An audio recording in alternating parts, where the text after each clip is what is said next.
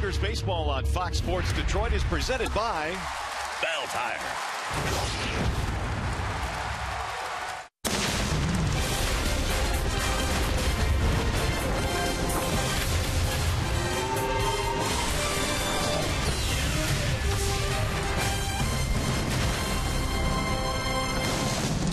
For the last 2 weeks, J.D. Martinez has been one of the hottest Detroit Tigers. J.D. comes into play tonight having reached base in 18 consecutive ball games.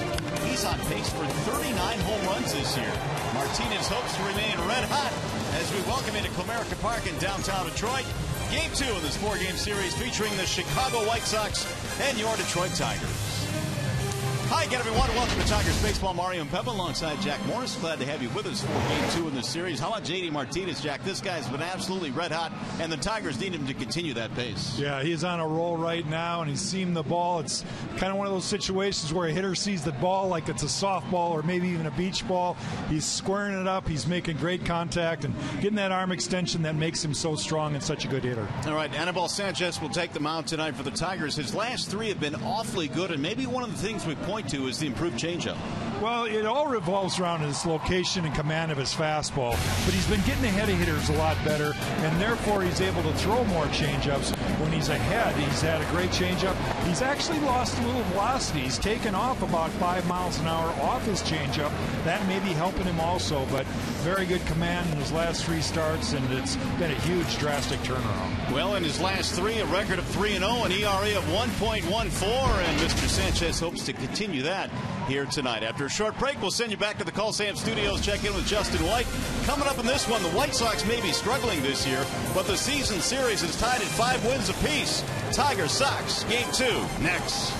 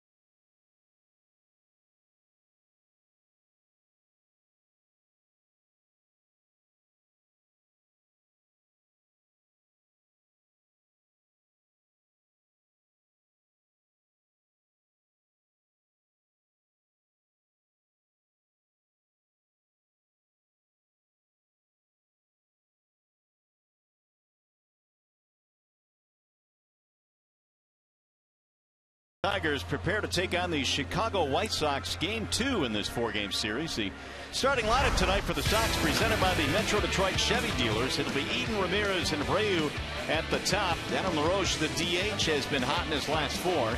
Melky Cabrera in left, Avi Garcia in right. They've got Gillespie, Flowers, and Sanchez rounding out their lineup.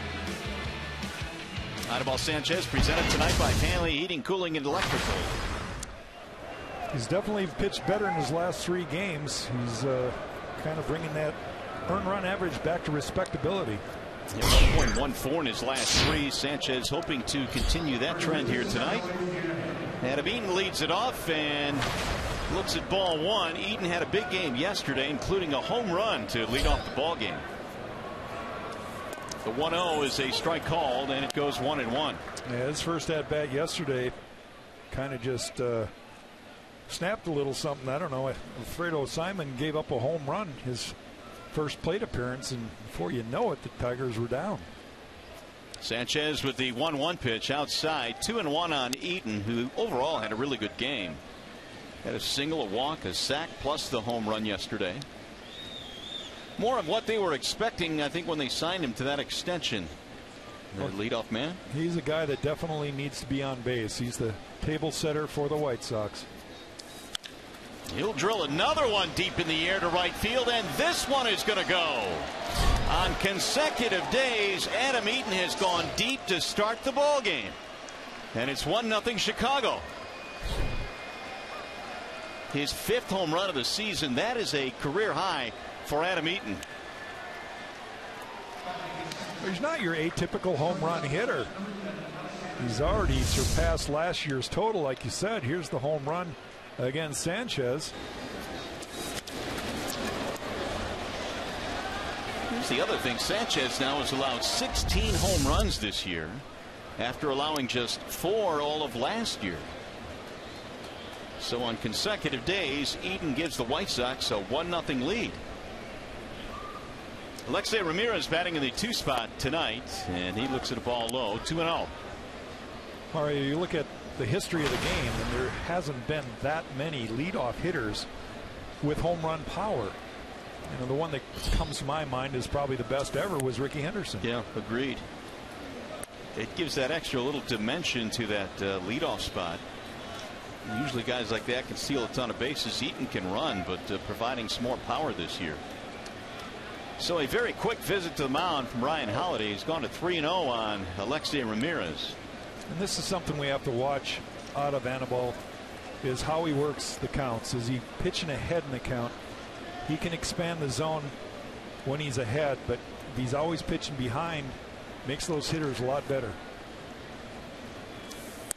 Ramirez showing bunt, looks at his strike, taking all the way. 3-1.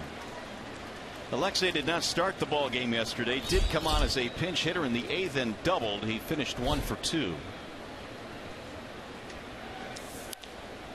Lifted back out of play. 3-2 now on Alexei Ramirez. It without question has been a down season for Ramirez. He's only hit 2 home runs this year. Last year had a bounce back season. Really good year for the White Sox. 3-2 is tapped foul, third base side. When I think of Alexei Ramirez, I think of a guy who's an excellent fastball hitter.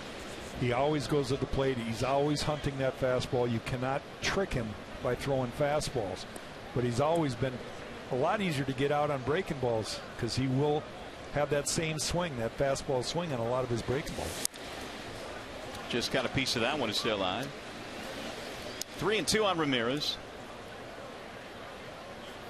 Just underway here, and folks didn't have a chance to sit in their seats before the game went 1-0 on the Eaton home run.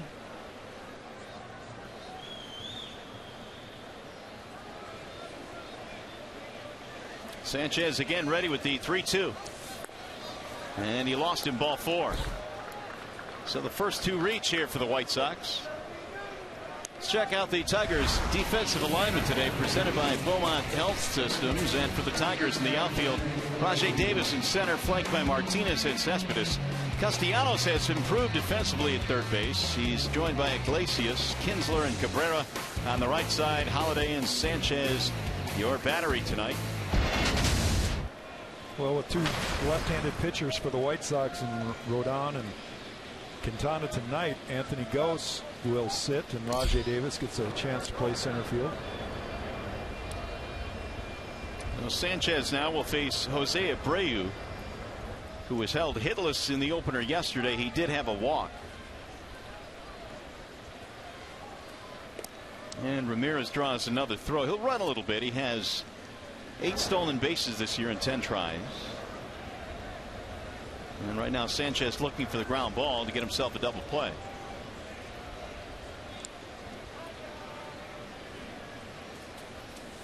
Abreu looks at strike one on the inside part of the plate.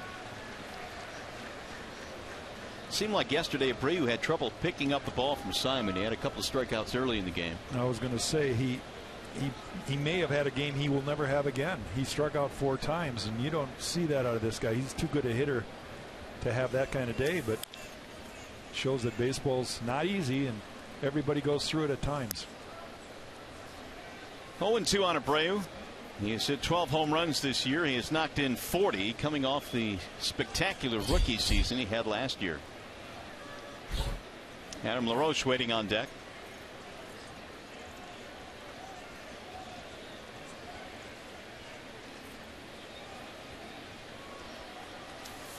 Way high as Holiday goes up to snatch it. 1-2. With a lot of the Cuban players, you really don't know what you will get until they come stateside, and Abreu proved really right away last year that he was going to be able to hit big league pitching. From the get-go here in the States, he put up big numbers, was voted the Rookie of the Year. It's kind of a catch-22. You come up and you want to do well, and he did that. He was the Rookie of the Year. Well, his nightmare series continues. Down he goes again via the strikeout. But you kind of wonder if he set the bar too high. The expectations now in Chicago are way up there with him. So that is the 5th time he has struck out in this series. 1 out now for Adam LaRoche. And he provided one of the big hits yesterday, the 2-run double in the 5th inning, which extended the White Sox lead to 5-2. One of the offseason acquisitions for Chicago, reshaping their offense.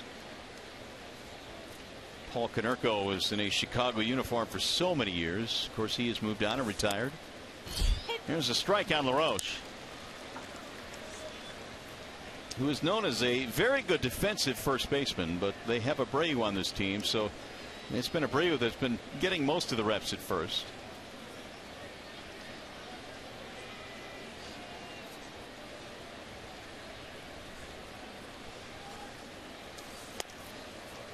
Oh, 0-2. 252 lifetime home runs. Number 250, as a matter of fact, came against Detroit the last time they played in Chicago. It was a memorable one. It came with 2 outs, nobody on in the 9th to tie the game.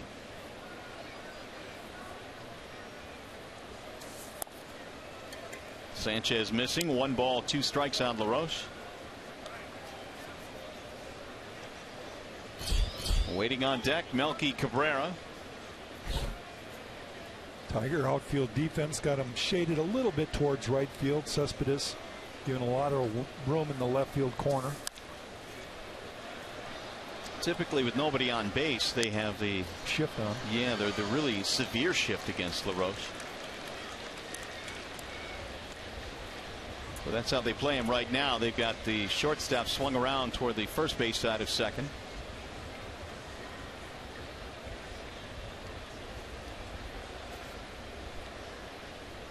One and 2 on LaRoche. Runner goes. Bouncing ball right back to the mound. And Sanchez will tag the runner. On to second base goes Ramirez. And there are 2 gone now. Today's field conditions are presented by Ace Hardware and the Scotts Company. It's 71 degrees at game time. No humidity at all here. Feels great at the ballpark. It is cloudy. Good baseball weather yesterday. Same story here tonight. So here is Cabrera trying to drive in a 2-out run. Melky pretty good numbers against Sanchez. 14 for 27.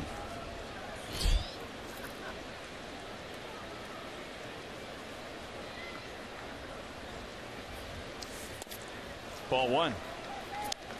Another thing we can point out about Anibal Sanchez is his delivery towards home with a base runner on. He is not the quickest guy, and a lot of it has to do with his hip rotation. He likes to really rotate those hips, causes him extra time, gives that base runner a little more time to get down the line. Is that hip rotation used for deception? Well, it's probably used for his timing mechanism, for his, how he feels. He wants to rotate those hips to get his mechanics dialed in more than anything. But with base runners on, you've got to figure out a way to get the ball home quicker. He tied up Cabrera again. 1 ball, 2 strikes. You can see he has a very quick, deliberate thing. But now when he lifts his leg up and he rotates, it takes him a while. It's not that little quick step that a lot of pitchers have. Here's the 1-2. 2 balls, 2 strikes now on Melky Cabrera. Leadoff home run here by Adam Eaton again, giving the White Sox an early 1-0 lead. Javi Garcia waiting on deck.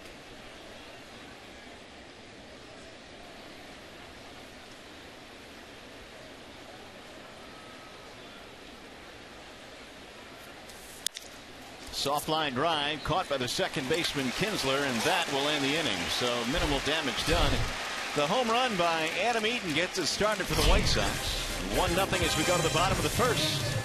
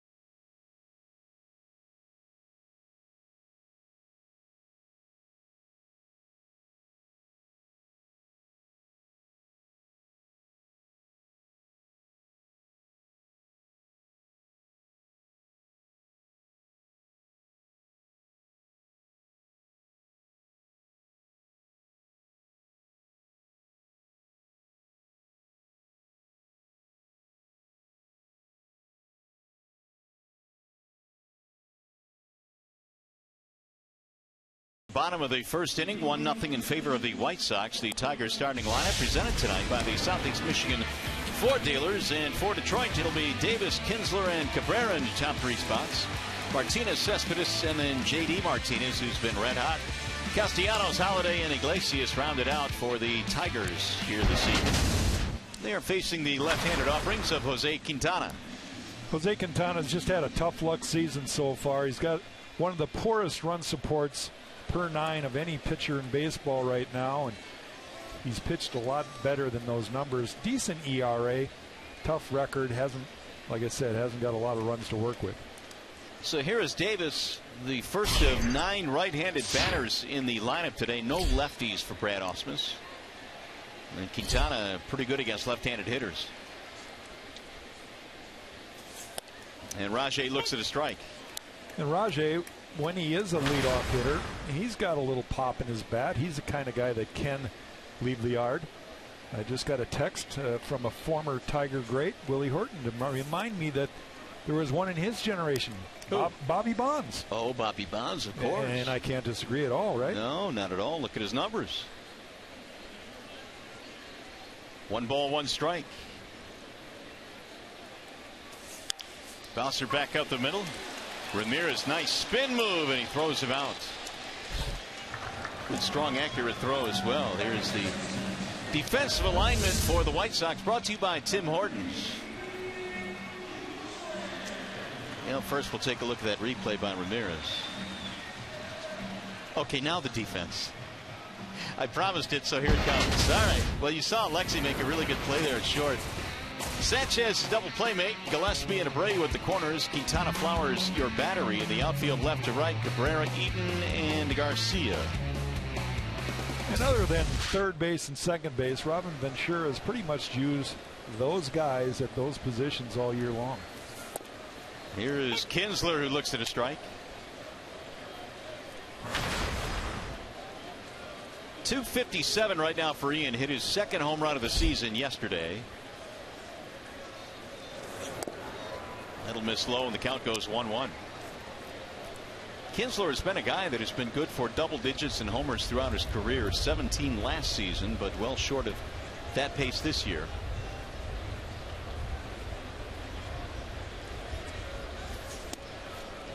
And it's 2-1 now on Ian. 1 for 6 yesterday with a homer, 2 RBIs for Kinsler.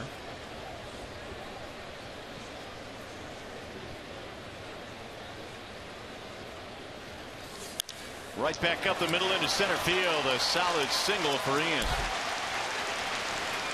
Tigers have their first runner. Earlier today, Brad Ausmus, Tiger manager, worked at first hand with Ian Kinsler. You don't see this every day where a manager come out and work one-on-one with a hitter, but he must have recognized something in his swing that he maybe wanted to bring to Ian's attention, and obviously one of those things is probably keeping the hands on top of the ball. He's been notorious for that uppercut swing. A lot of times that back shoulder will dip a little bit, and he's always underneath the ball. So the two of them were working earlier, and the result in the first at bat anyway has been very good. Yeah, instant results. Here's Cabrera. Miguel looks at ball 1. 1 out of 5 yesterday for Cabrera, who also has good numbers against Quintana, 333. He's gone back and forth with Kipnis for the top spot in the American League in hitting. Right now, Miggy is second behind Kipnis. You know, I think to be fair to all the fans, we should just put up the numbers of guys that actually have a 200 or below average against Miggy, because he hits 300 off everybody. It'd be much simpler, wouldn't it? 400 off several. Yeah, off several, sure. And 600 against some certain teams that we saw over the weekend. Cleveland. 1 ball, 1 strike. The White Sox gave Quintana a quick lead on the Eaton home run.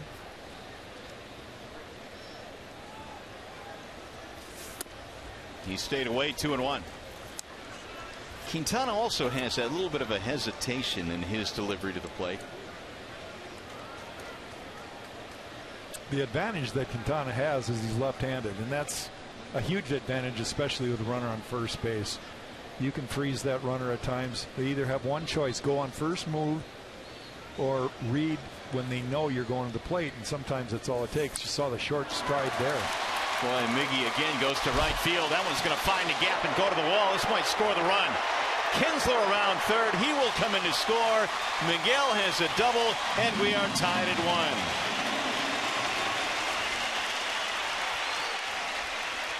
That didn't take long. Yeah, just good hitting again for Miguel Cabrera, shooting it out past Avisel Garcia in right field. Good base running from Ian Kinsler. Dave Clark, third base coach, sending him basically as soon as he rounded second base, when he recognized both outfielders were going to chase that ball against the wall, and Kinsler was able to just jog home. When that ball hit the grass, it just shot to the wall. It was hit so hard by Cabrera. 53rd RBI of the season for Miggy, and the 1-0 deficit didn't last very long.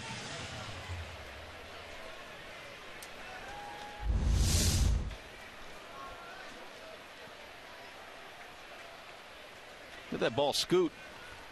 It almost looked like Garcia was in slow motion. But that ball was, like you said, it hit the grass and just had a lot of momentum. Victor looks at a strike, 0-1.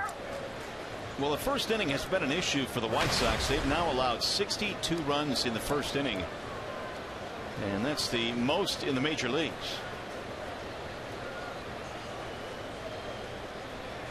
Another guy with good numbers against Quintana, 12 for 24. Well, they've played 72 games coming into today's game, so in 60 of those 72, they've given up a run. 0-2 now on Victor Martinez. Another big game yesterday for Victor, 3 out of 4, and since coming off the disabled list, .345 batting average. And let's not forget, those 3 hits came as a right-handed hitter, and that's where Victor was really scuffling before he went on the DL. The 0-2. Fouled it back.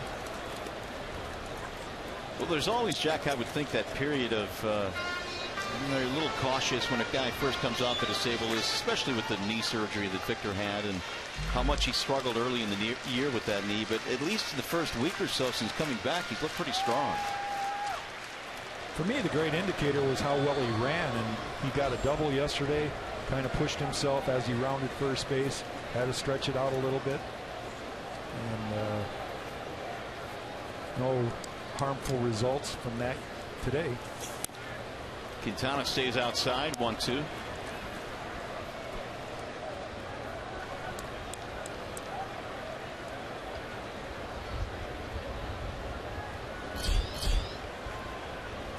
One-out single by Kinsler and a double by Cabrera scored him.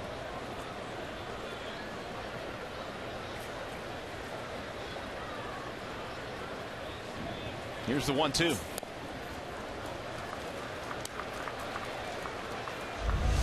Let's take a look at Miguel Cabrera's double here. The ball came off his bat at a measly old 107.4 miles an hour. Or roughly the speed that you drive on 994 with. Yeah, you want to be a pitcher. You land, you're about 55 feet away from home plate. The guy's hitting the ball at 107 miles an hour. What's the reaction time that you have? 0. Ooh, that's pulled foul down the left field line.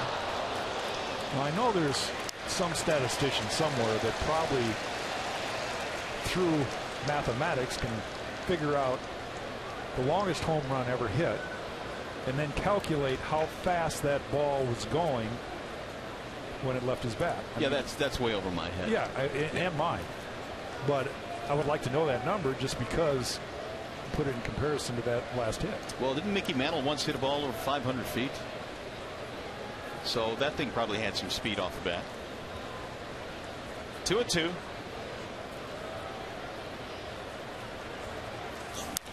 And he lifts that one foul back out of play. So Victor battling Quintana here.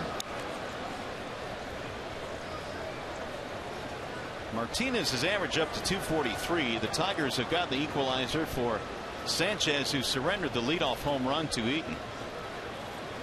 Well, his teammates have kind of gotten him back in the game. First inning is all behind him now, and he needs to settle in a lot like Simon did yesterday after the second inning.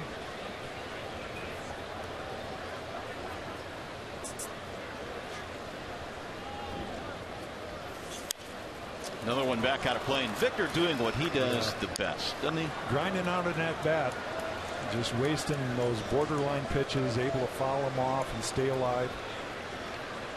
I mean, we saw him do this at bat after at bat after at bat last year. I don't know if anybody does it better than him. I don't either. And from a pitcher's standpoint, it's one of the most annoying things in the world. You make a pitch and you know you have to come back with it, especially when the count gets full. You've got to make a pitch every single time. You don't want to make that mistake out over the middle, and you continually make those good pitches and the guy fouls them off. There's another one back in the seats. So right about now, Quintana's stewing a little bit. He has not been able to put away Martinez, or at least haven't put the ball in play.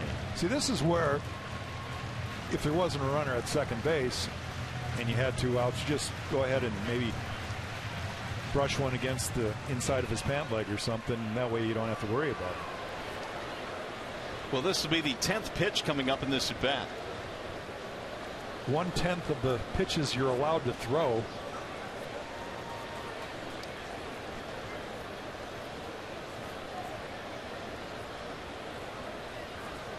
Now Quintana's 2-2 again. Guess what? Great at bat for Victor. Oh, you're not kidding. I mean, this is we always think back to the at bat that Dave Bergman had against Roy Lee Jackson that resulted in that dramatic home run. Yeah, we got to remember back in those days there was no pitch count. Quintana is getting close to his pitch limit with this at bat. Well, he's got a little ways to go yet. He's got about 80 to go. That's 2 more at bats from Victor. And Victor, yeah, by this pace, Victor now has fouled off 6 2-strike pitches. Don Cooper not too happy about this. The Sox pitching coach. That's driven in the air toward left and foul ground. See if it stays in play. Gillespie. Well, that resulted in and out, but I think you might feel the effects of that later in the game, just basically by as many pitches he had to throw. I guess if you're going to make an out and you can work the pitch count and help your team to get to the bullpen, you consider it a pretty good at bat. So Flowers goes out to give Quintana a breath before Cespedes stands in. Well, the Bernstein advantage brings you the pitcher-batter matchup, and we're going to look at Cespedes in his career against Quintana. How about some of these at-bats he's had against Quintana? Well, you look at those numbers and you say, well, he's good for 2 tonight. Yeah. He's had a very, very productive career against Jose Quintana. Especially back on the 19th this year, back in April, when he had that grand slam, couple of homers, 6 RBI day, which I'm sure Quintana still has fresh in his mind. Yoenis at 305 this year, trying to give the Tigers a 2-out lead. Sends one high in the air to left. It's going to stay in the ballpark, though. Melky Cabrera is under it, and the side retired. Tigers tied up on the RBI hit by Miguel Cabrera.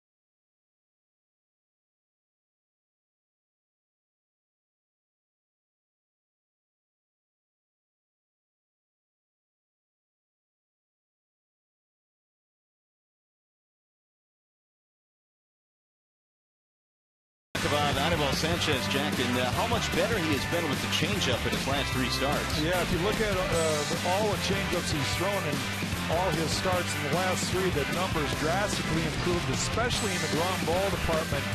It's almost doubled. So being able to throw that changeup and being ahead in the count more often, very big part of Anibal's success. Javi Garcia leads it off for the White Sox. We're in the second, 1-1 ball game. And Garcia looks at a ball outside. They will appeal on the check, but he did not go.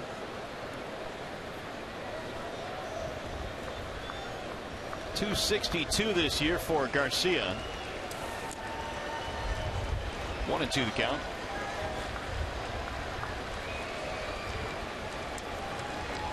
Javi's been going through it recently, though. He's batting just 146 over his last 22 ball games. This one came in on his hands.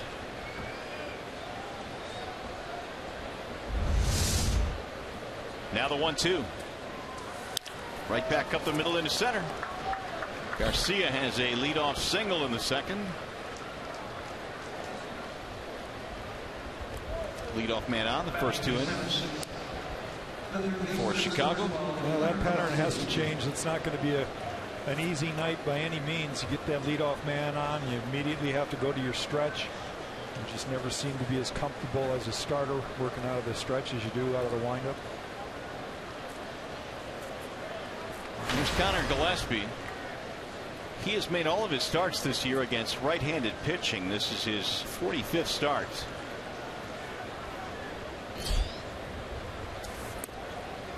Strike one. They played a pull against Gillespie as Castellanos gives up the third base line.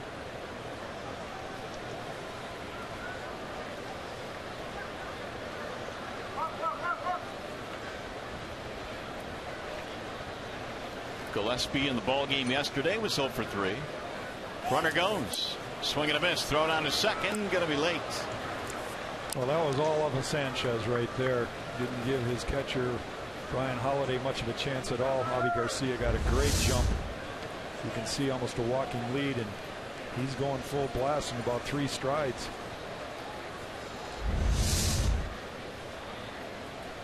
That's a great illustration there of what you talked about in that first inning. And the amount of time it takes to get the baseball to the catcher's glove, which ultimately many times will decide safe or out.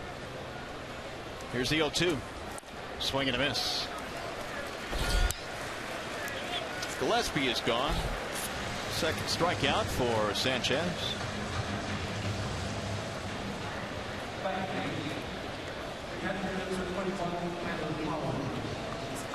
Take another look at that steal by Garcia. Was he actually out? Well, let's take a look. He has that pop-up slide, and if Iglesias had his glove, which he does, yeah, if Brad would have looked at this, they would have called him out. There's a strike on Tyler Flowers. So the White Sox a bit of a break there. Flowers at 208 knocked in a run in yesterday's game.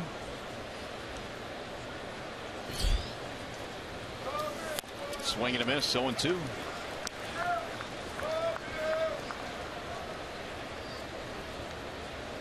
White Sox coming into this game had hit the fewest amount of homers in the American League, 50. They were batting just 240 as a team, which was 14th in the American League out of 15 teams. And down goes Flowers. Struck him out swinging, 2 away. Again, working ahead in the count is something that's important to every pitcher, but especially at Annabelle. So able to expand the zone up.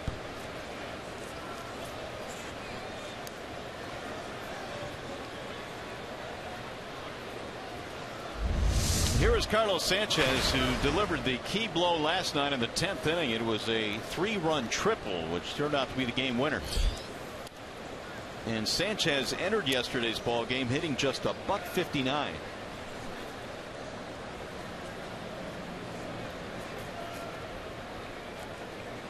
Sanchez up to 169 now. 9 RBIs, trying to drive in a 2-out run. In there for a strike. 1-1.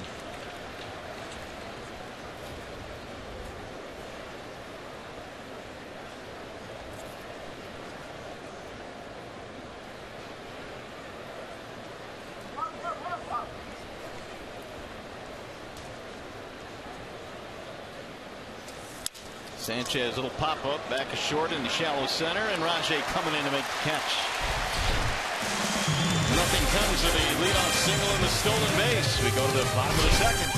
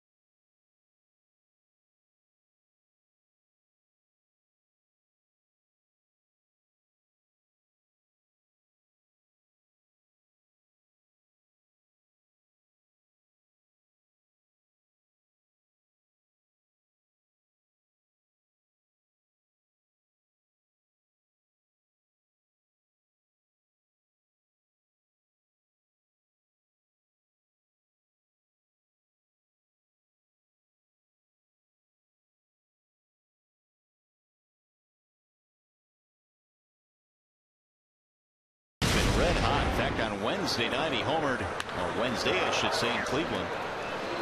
That was against Carrasco, and did it again yesterday, Jack. He's been awfully hot. The majority of his home runs have been the opposite direction. He's got great extension, loves the ball outer half up, but shown that he can handle the ball down and in too. It's wherever he can get that extension, that's when JD has the power that he does.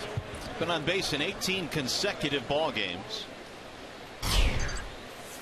Quintana starts him off fastball that appeared to be low, and JD looking back at Mark Ripperger. Boy, that looked really low. JD just shaking his head. Yeah, that Flowers did a great job of framing that ball.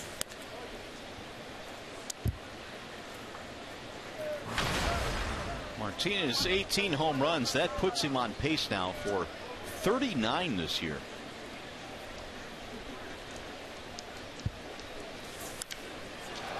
Boy, Martinez got into this one into center field. Ball hit well. Eaton going back to the warning track to make the catch. Wrong part of the ballpark. It's 420 out there. Almost hit his 19th. Talk about that sound that comes off the bat of JD. Uses those hands, inside out swing, but like you said, Mario, just the wrong spot.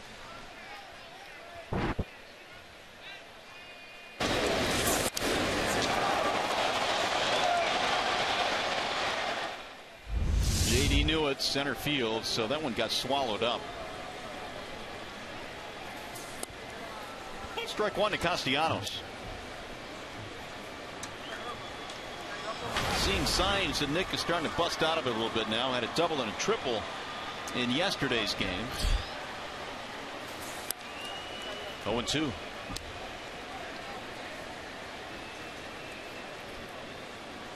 Well, Quintana's done a very good job this year of eliminating or minimizing the home runs. He's a guy that just doesn't throw the ball over the heart of the plate too often.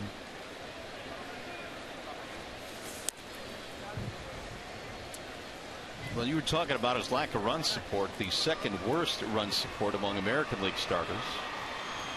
Only Kluber has had worse run support. He's at about 2.47 runs per start. It's tough to win that way. I mean, you could probably speak to this. It seems like you probably think you got to be fine, so fine every single inning. You feel like you have to be perfect. Yeah. That's a list right there, folks, that if you're a pitcher, you don't want to be on that list. Kluber and Hamels, the only two that have gotten less run support. Crowded back up the middle. That'll be routine for Ramirez. 2 gone. Hey, don't forget to stay tuned to Tigers Live following the game. We'll select our Fox Sports Detroit Tigers player of the game, selected by McDonald's Big Mac and 10-piece McNuggets. Here's Brian Holiday starting tonight for James McCann. Now look, Sevilla going out on a rehab assignment, so he is on his comeback trail. McCann in the meantime has done good work, and really so has Holiday. Holiday has had some big at bats, including one yesterday. I mean, Brian made it really interesting in the 10th inning with a 2-run single. You ask yourself, what is it about this particular pitcher? When does that manager decide what catcher to use? I think in this case it's just that McCann's done such a good job that he maybe will trust him more against calling games for the younger guys or the new guys, and Brad might have a little more confidence in Annabelle, knowing that he's a veteran and knows how to call his own game, and therefore he's allowing Holiday to catch today's game. Interesting point. Drilled to left field, another base hit for Holiday. So Brian's been swinging it. It's a 2-out single. That'll get it to Iglesias. It's a 3-finger changeup right there, but the ball is left up and out over the plate.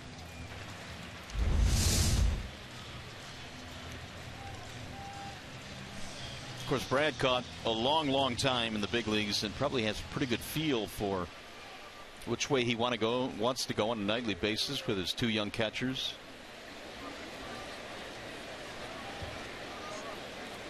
Here is Iglesias.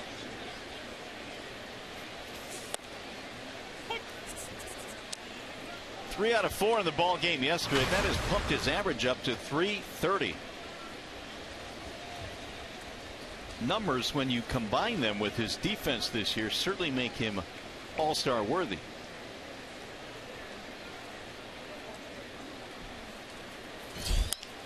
Chopper left side. Ramirez on the charge. Going to be a tough play. His throw is in time. Man, Alexi's got some arm strength. Iglesias down 6-3 to end the inning. You're watching Tigers baseball on Fox Sports Detroit, presented by Bell Tire.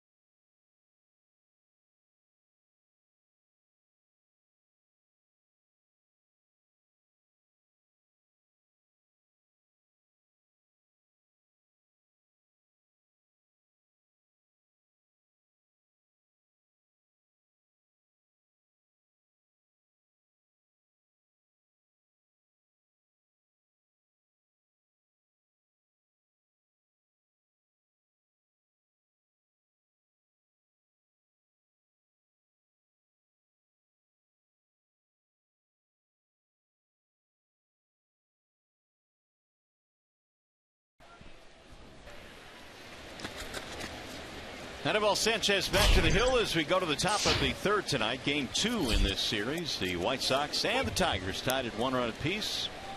Top of the order, Adam Eaton, Alexei Ramirez, and Jose Abreu. Eaton homered in the first again here tonight. It's his 5th of the year. 0-2 on Eaton.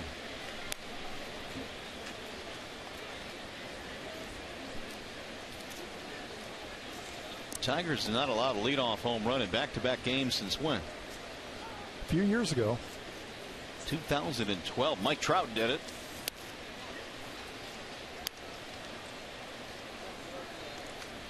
It was Verlander and Sanchez who allowed him back then.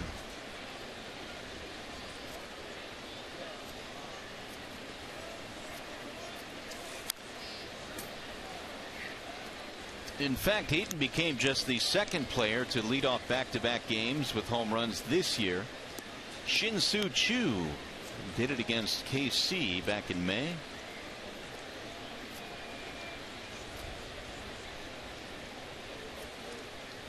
Here's the 1-2.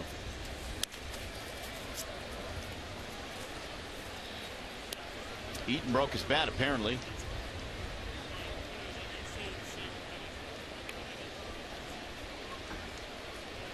Anibal has worked on the inside part of the plate this particular at bat against Eaton. 2nd pitch he got in good. All he could do is follow it off. When you get in good, the only thing a hitter can do is pull it foul. And sometimes you'll get a bat when you get in far enough. Swing and a miss. Sanchez has another strikeout. check in with Johnny Kane. It's University Days here at the ballpark. Johnny hanging out with some of the university kids. Well, that's a true story, Mario. We're here up in section 344 up in left field with some of Central Michigan's finest here. It's the first of 6 University Days here at the ballpark. They've got a special ticket package where if you get on to tigers.com/special events, you get obviously tickets to the game. You get an exclusive hat with the Old English D on it, but in your team's colors, and then $5 of that ticket goes towards the university's education fund. And coming up a little bit later in August, they'll have Michigan State. Later this month is Eastern Michigan. They'll also have Oakland in September, Wayne State, and the Michigan Wolverines in late September. How about a little fire up chips here, ladies? Go fire up chips! Go fire up chips! Go fire up chips! All right, Johnny, how about that? You got to get the pom-poms in your hand and shove the microphone in your shirt pocket. Maybe later in the inning. So imagine that. Johnny Kane hanging out with the co-eds out there in the outfield. Thanks, Johnny. Appreciate it. That is pulled foul down the third base line. So you wanted Johnny to handle the pom-poms there and just start doing the cheers too? Let's face it, who's done an interview where you could actually do the same cheer and do all the same motions? Johnny's capable of handling it. He's very talented. Sanchez with the 2-2. And a slow roller towards second. Easy play there for Kinsler. And there are 2 down. Time for a game break. Let's check in with another CMU guy, Mickey York.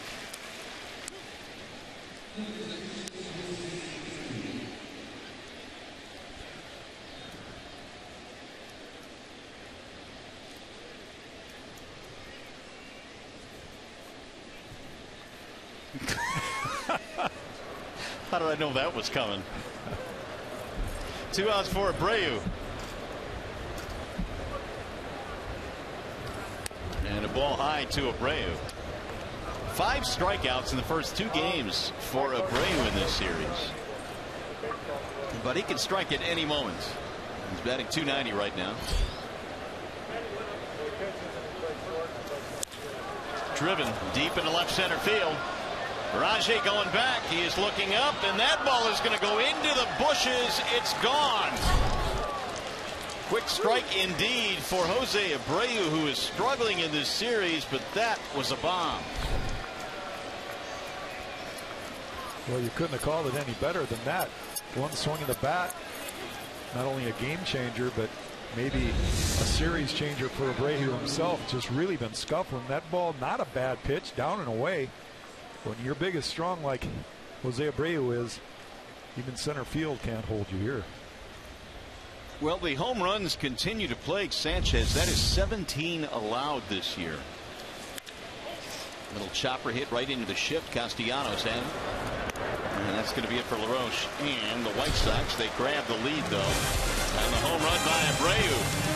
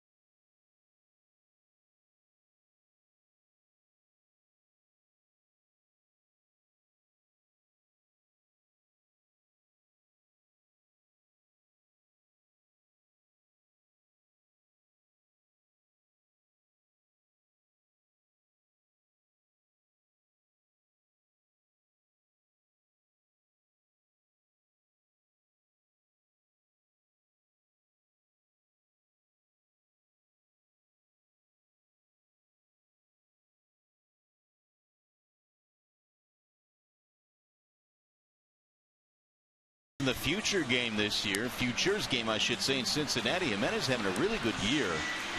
He is in the Midwest League and was an all-star. He's only 20 years old, out of San Juan, Puerto Rico. Was not drafted, was signed by the Tigers as a free agent, and really good numbers in his third year in the minor league. So congratulations to Joe Jimenez, who will be representing the Tigers organization in the futures game in Cincinnati this year.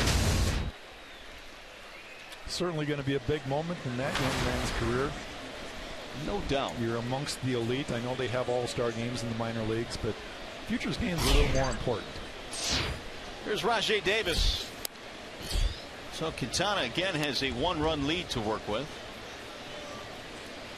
2 runs, 3 hits for Chicago. They've both been homers.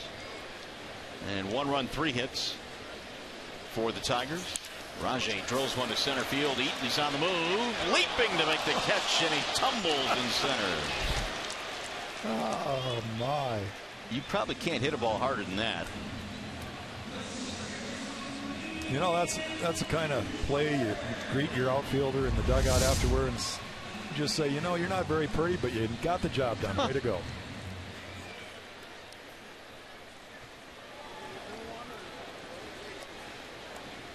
Got the glove up right at the last second. Took a backward tumble. Here is Ian Kinsler.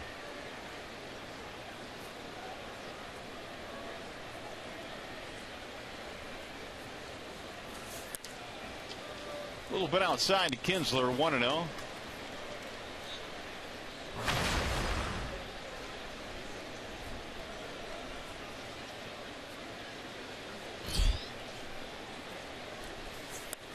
It's plays like that that probably remind you, if you're a pitcher, that, you know what, it all evens out in the end. Sometimes I give up dribblers that squeak through the infield. Like I said, I say it tongue in cheek, but it doesn't matter how you look out there as long as you make the play. That ball was scalded, and Quintana got a break there on the catch. That's into right field, routine for Garcia. 2 up, 2 down. Well, just a reminder, as you enjoy a cold one, to look forward to Miller Time later in tonight's game, brought to you by Miller Lite. Here is the big fella. Senor Cabrera with an RBI double tonight on a ball that he hit to the right center field wall. Jumping his average up to 350.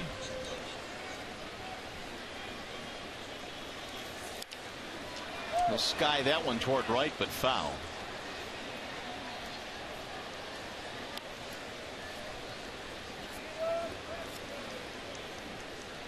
Mickey, despite his double and RBI in the first inning, really has not done all that much against White Sox pitching. Whatever the Sox are doing to him, it's worked this year, because he came in batting just .222 against Chicago.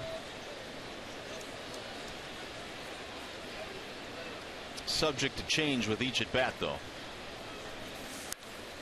0-2. Well, you look at some of the series that the Tigers have played the White Sox. Samardzija had a great game here in Detroit earlier in the year. Seemed like nobody was having good at bats against him that day. And here's what Cabrera has done against the Central, 363. But a lot of that damage has come against the Indians. That straightened him up, 1-2. There's Samardzija. Samardzija and Sale looked like a pretty good duo on paper coming into the season. Sale has been awfully good, but Samardzija has not produced the way they had hoped. At least not to this point. Driven toward left field. Ball hit well. Cabrera's on the run. Still going. Not going to get it. Another extra base hit for Miguel Cabrera as he pulls into second base with a double. Just a hitting machine. Miguel Cabrera able to barrel up a ball that was a little bit up and in, but he gets his hands through the ball, puts the good part of the bat on the ball, and with his power and a pretty easy swing, the ball just carries all the way to the warning track in left field, left center.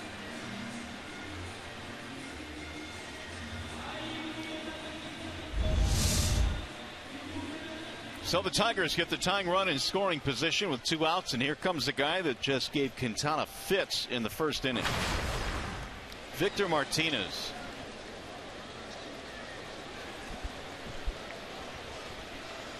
Victor ended up fouling out to third base, but he had an 11 pitch at bat. Ball 1. Did you ever have anybody that just gave you fits? Lots. Anyone that jumps to the front of the line? Well, I mean, guys that get like Martinez that would foul off pitch after pitch or battle you. A guy that really wore me out over my career, and a lot of people, it's not an everyday household name, was Jimmy Gantner, second baseman for the Brewers. Really? Let's see if this one stays in play. Flowers can't get it. Yeah, Jimmy is one of those kind of guys I just never respected him enough. See, so I kept throwing the ball hard right down the middle, figuring that he can't hit this. And after 15 years and literally 3-for-4s and 4-for-5s off me every single game, my 16th year of facing him, I think I owned him the 15th or 16th year, got him out, and I said to myself, see, I knew you couldn't hit me. What? So it took you 15 years to figure that out? Sometimes you're a slow learner. You got to have conviction. Well, don't beat yourself up too bad. Gantner, I see here, was a lifetime .274 hitter. That's respectable. Yeah, but not off of me. I think he was a .450 hitter off me. 1-1 on Victor. That's in there, 1-2.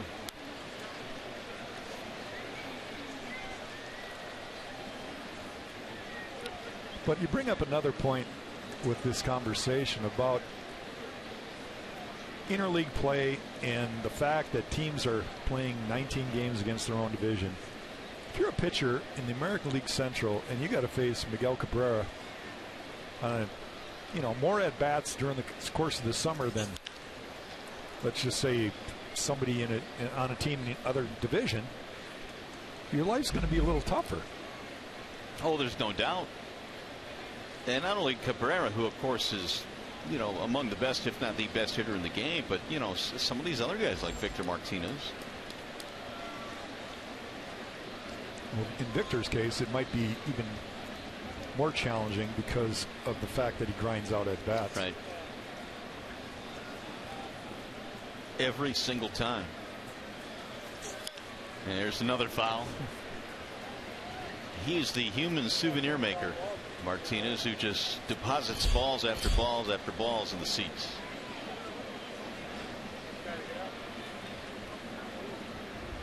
Quintana now has hit 50, thanks in part to a couple of at-bats here by Victor Martinez.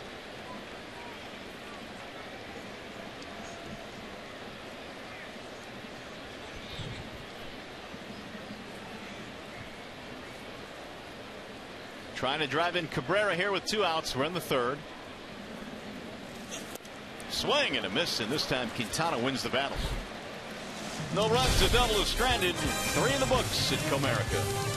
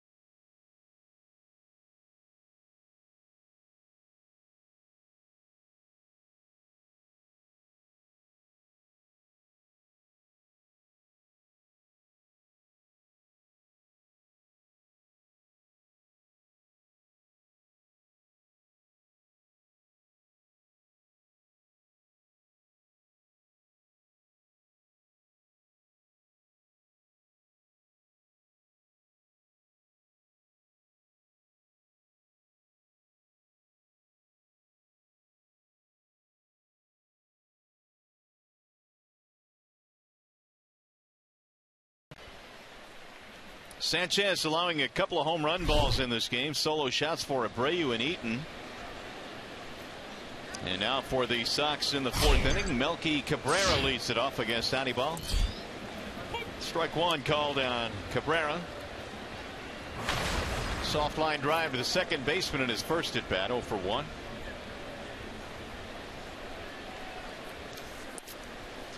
In there, a strike, quickly 0-2. Melky has played in every game except one this year for Chicago, even though his numbers have struggled this year, or he has. The numbers are .248 with 1 home run coming in.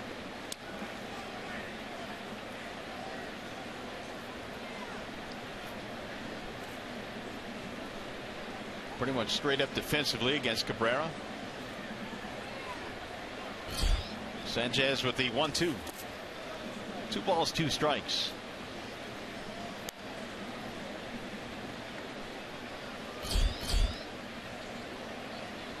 Javi Garcia waiting on deck. He'll be followed by Connor Gillespie. Swing and a miss, and down goes Cabrera via the strikeout.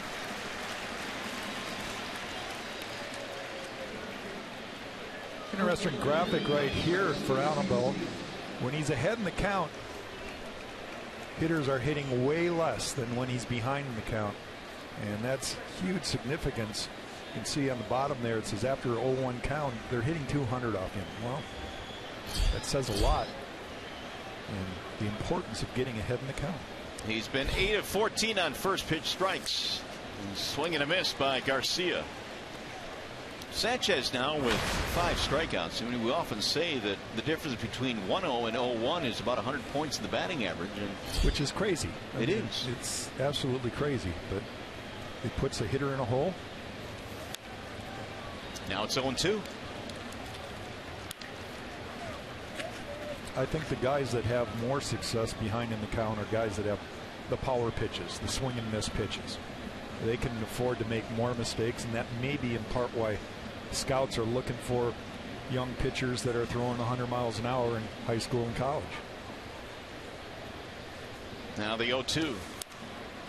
Well, again, I go back to the recent road trip we had when we saw Aroldis Chapman rolling up 103 in the 9th inning. You can make some mistakes with 103 and get away. Well, I'm not sure he threw a strike. Yeah. And he punched out the side here against Cincinnati at Comerica Park. All balls that were up in the zone. 2-2 on Garcia.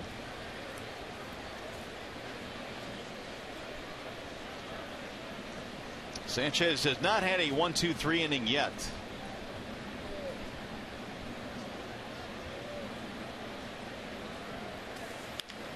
Little chopper to the shortstop. Iglesias got him by a step. Garcia runs pretty well for a big guy.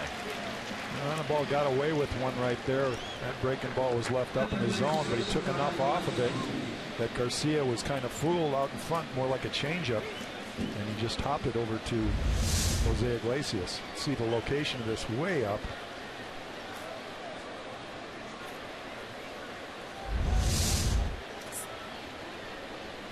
Shift on now for left-handed batting Connor Gillespie. Ball 1 to Gillespie. There's the shift. They have Castellanos into right field.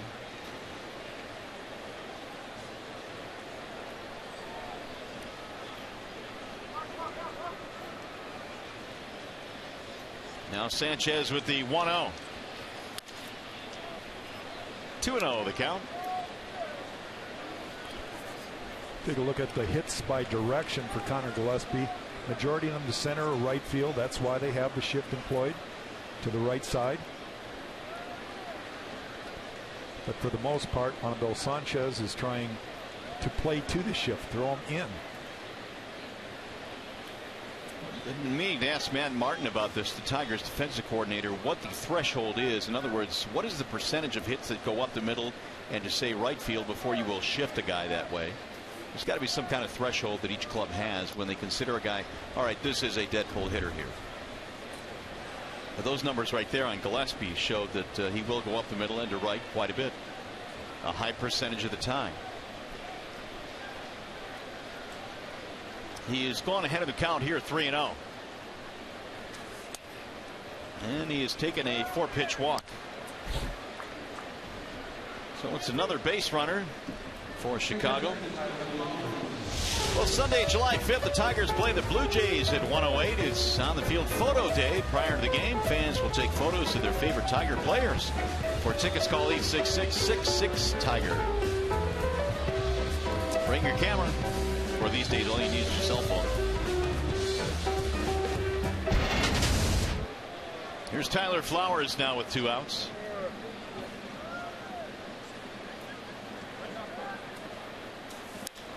Driven to right field. J.D. Martinez under it, and Flowers is retired, and that's off for the White Sox. No runs, a walk, 1 left. Here comes the bottom of the 4th.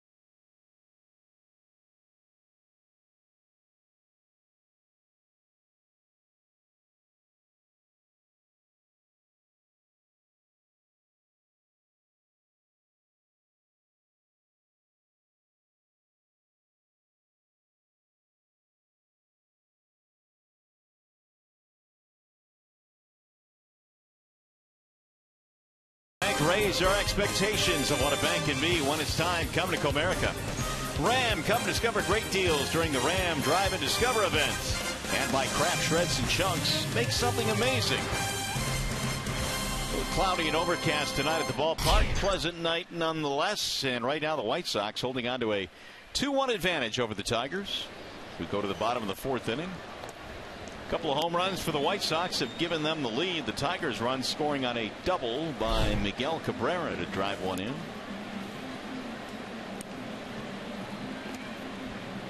Well, the Tigers play their American League Central Division rivals, the White Sox, tomorrow at 4:08. Again, tickets are still available for that game. Visit Tigers.com or call 866-66-TIGER for more information.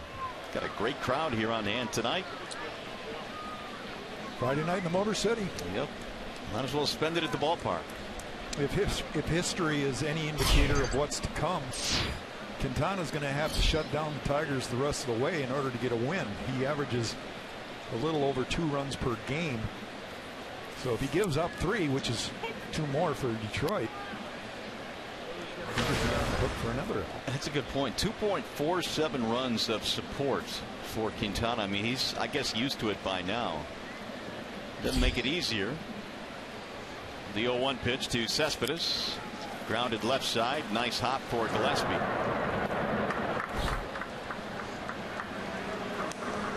One out here in the 4th. Now J.D. Martinez, who has the ability to tie it up with one swing.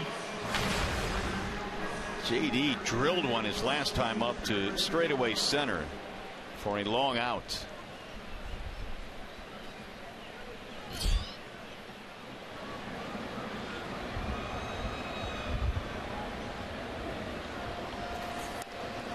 Strike 1 on Martinez. really has been fascinating to see what JD has been able to do, Jack, in his career. Just making that one adjustment during spring training last year, and the Tigers gave him a chance, and that one offensive adjustment has really produced a sound big league player. Interesting for me to see how many balls are hit really high in the air from JD too. Some players have the ability to hit line drives. JD, it seems like when he hits them, they're hit high, and that's because he gets that great top spin, or bottom spin I should say. I've been told, and I don't know how accurate this is, but I've been told in order to hit home runs you have to hit the bottom part of the ball and get that back spin on the baseball. Yeah. And have that carry. Quintana has fallen behind 2-1. JD rips one to left field. That's going to drop in, base hit. Cabrera had him played deep out there, and so it's a one-out single for Martinez. Let's take a look at this last sequence. It's the Bell Tire pitch by pitch. And this at bat for JD Martinez. First pitch, fastball down the middle, low. Second pitch, same pitch, down. Third pitch, breaking ball. And then that one, kind of like the second pitch, same fastball down. And JD loves to extend those arms, so a ball down kind of is in his wheelhouse. Gets great extension. Hits a line drive. Just like you predicted a couple of minutes ago, right? Yeah, I'm really good at this. 1-0 at Castellanos. Nick bounced out his first time up. He's hit safely in his last three. Hit his fourth triple of the year in yesterday's ball game.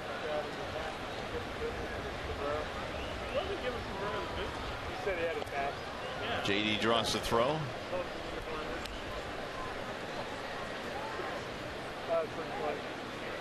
Quintana trying to keep that double play in order. Martinez not a base stealer. In search of a ground ball here from Castellanos.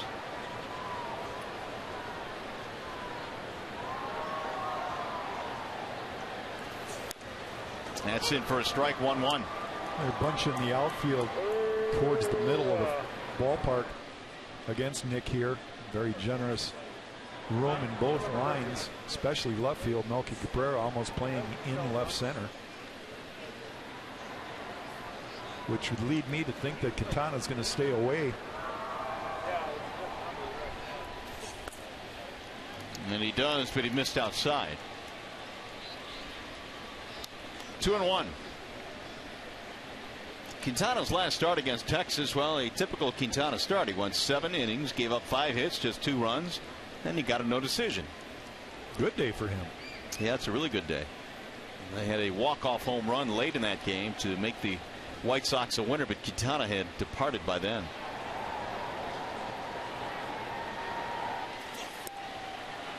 Two on Nick. He threw 108 pitches. I mean, these are numbers that more times than not are going to result in a win. Yeah, those are pretty good numbers. White Sox signed him to a 5-year deal in March of 2014. Right back up the middle into center field and right by Quintana. Dangerously close. Back-to-back singles for Detroit.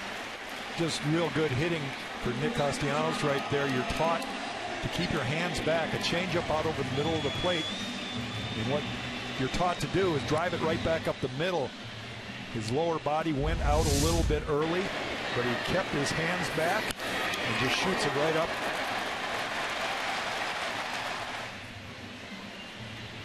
They catch his glove or his, no, he got his sleeve.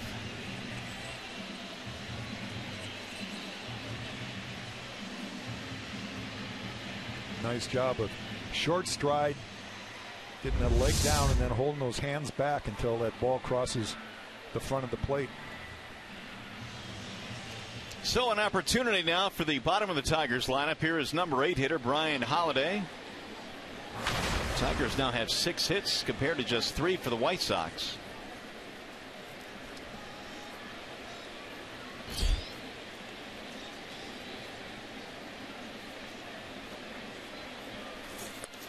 That's in there, strike one. In the game yesterday, the Tigers had 16 hits but didn't win. Yeah. And a big reason for that, the double plays. Out hit the White Sox by six hits. They bounced into 3 double plays and stranded 12 runners in that game. They faced Rodon yesterday, the rookie sensation for the White Sox. 0-2 the count. I think we saw enough yesterday of Rodon to know that he's got a pretty good future. It just he didn't show a whole lot of consistency yesterday. Might have to work on eating those seeds. But, as opposed to maybe a bullpen session or anything. Well, either that or just have a towel, a little bib maybe. A bib. He's a pitcher. Here's the 0-2. Swing and a miss. Throw back down is not in time, and a good play by Sanchez. But Halladay strikes out 2 away. That'll bring up Iglesias.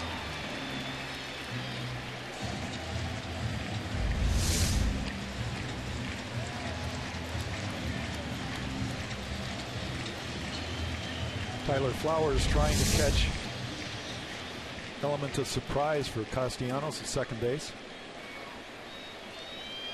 Or excuse me, JD Martinez. So we'll see what Iglesias can do now with 2 outs. Flowers to flash some defensive signals out in front of home plate. 6-3 ground out in his first at bat. That's how they play Iglesias defensively.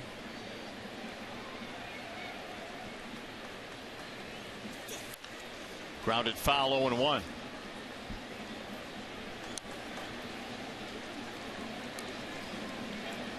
Still not sure what surprises me more about Iglesias this year. The astounding defense he has played, which I guess a lot of people expected, or the fact that he missed an entire year and has come back and hitting around .330 as we approach the month of July.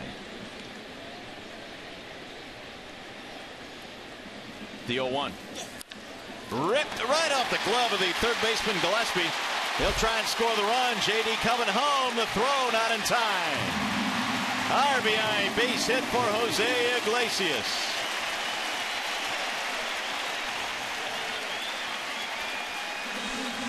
What makes me believe that Iglesias is going to be a hitter for the long run is he's got that very short, compact swing. He's quick to the ball, doesn't have a lot of movement, and he has good hand-eye coordination. And that's a tough combination for any hitter. Garcia took an extra beat or 2 to get rid of that ball and left. Yeah, Melky, I think the last time he threw out a runner was probably, it was a while ago. Well, Don Cooper had a quick visit. Big hit from the number 9 man to make it a 2-2 ball game. And Iglesias just continues to pound left-handed pitching. .438. Which leads the majors. There's a couple of slick fielding shortstops there. Vizquel in his day and Iglesias now.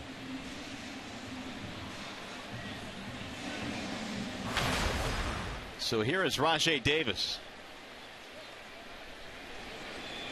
Rajai smoked the baseball his last time up that Eaton made a leaping, tumbling play on.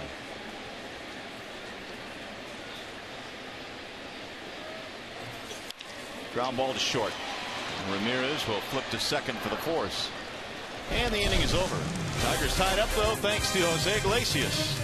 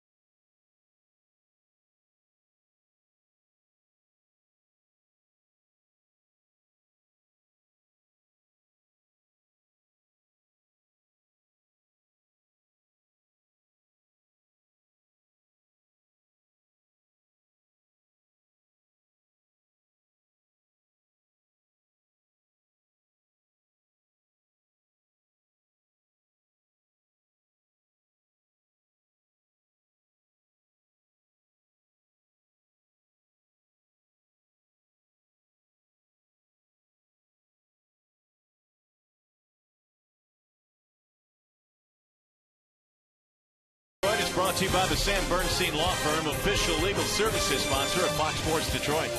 Bell Tire, get the lowest tire price, period. Bell Tire. Myers, save big with M-Perks from Myers. Sign up at mperks.com. And by Chevrolet, find new roads. Well, we've got a new ball game. It is 2-2 in the RBI single by Iglesias. Tigers have 7 hits already in this game. Carlos Sanchez leads it off. It'll be the number 9 hitter Sanchez, then Eaton, then Ramirez. He flied to center field in his first at bat. There's a strike called, 1-1. Honeyball tonight has given up a home run to Eaton, a home run to Abreu. Fortunately, both solo shots. Soft ground ball to second base. Got in on his hands that time, and Sanchez is out.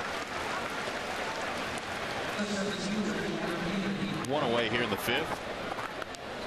Honeyball doing a very good job of throwing the ball inside, getting in the kitchen to a lot of these Sox hitters tonight. Hard to drive the ball when it's on your hands. He's just really pounding that fastball in, his breaking ball into lefties. Eaton a home run and a strikeout.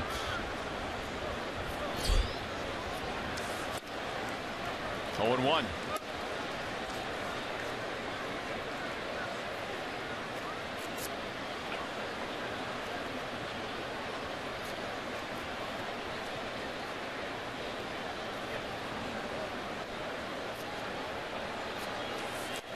Oh, 1-2.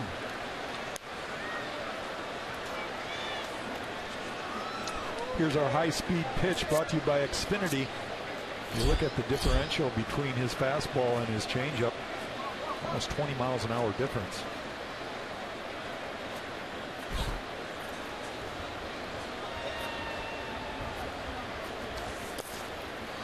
And bounces in there. Sanchez really over his career had trouble with the White Sox, an ERA of about 5.5 against Chicago. Well, when you give up 9 runs in 3 innings or whatever he did in that one outing, it's going to take most of the season to get it back to respectability. Yeah, that'll do it. 3 1/3, 9 runs in his start earlier this year. Castellanos on the run for this one, but he can't get it on a dead sprint.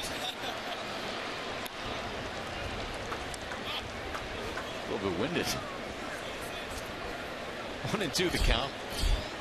75 now for Honeyball. 49 strikes, 26 have missed.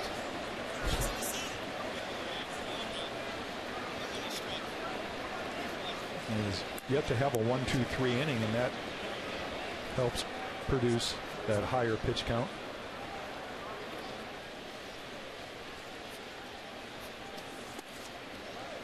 Two and two. Well, he retired the first 2 in the 3rd, then gave up the home run to Abreu. Retired the first 2 in the 4th, but then walked Gillespie.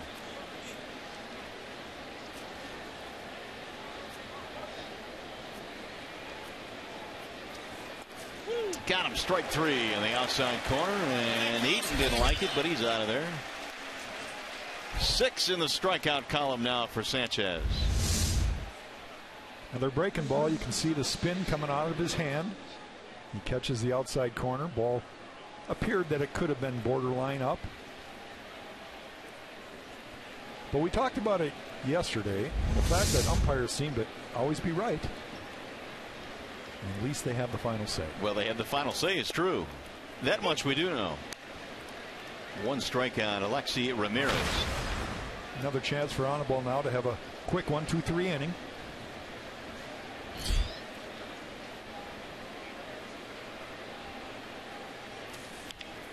Sliced back up the middle, soft roller towards second, and there's your 1-2-3 inning. 4-3 ground out. We will go to the bottom of the 5th. Tigers baseball tonight presented by Bell Tire.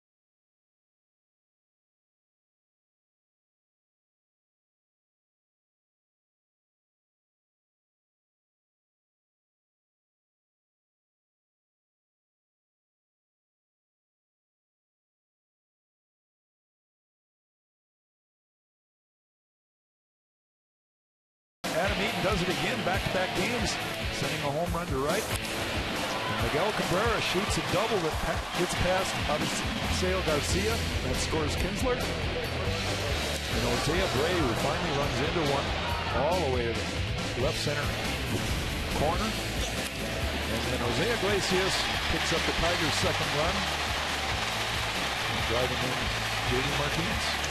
Seems like every time Abreu hits a home run in this ballpark, it's in the bushes out there in center field. Get another long one here tonight, but they only count as one run, at least when they're solo shots. 2-2 is our score as Kinsler begins things here in the bottom of the fifth inning.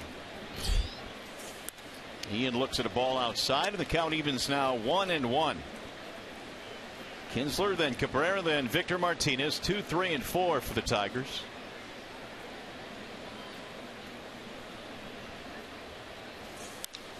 Soft line drive to right, base hit. Kinsler is on to get things started here in the fifth. Ian gets his second hit of this ball game. Nice job of going with the pitch. Ball's out away from him, and he doesn't try to do too much. Maybe that little hitting session with his manager might have had something to do with his game today, but doesn't exactly drive that shoulder. Still kind of pulled off the ball, but he kept the hands within reach of the baseball. Brad Ausmus out before the game earlier today working with Kinsler on his stroke. See, now that's not a good sign. He might go up to Wally Joyner after the game if Ian gets another couple hits and say, I got this guy. We're good with Ian. Work with the rest of them. Here's Miggy. You know, and I know most hitting coaches in the big leagues would be just fine with that. Whatever it takes to get the guys hitting the ball, they're in there for the team effort. Well, Cabrera's had a couple of doubles in this game. One of them drove in a run in the first inning. There's Wally, the Tigers hitting coach. Big swing there by Miggy.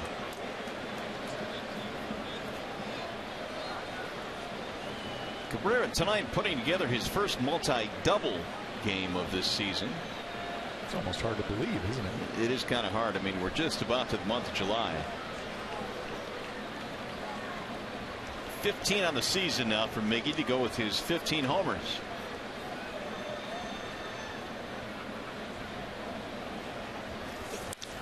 There's a line drive caught. Might get a double play. They will. Kinsler is doubled up on the line drive off the bat of Cabrera.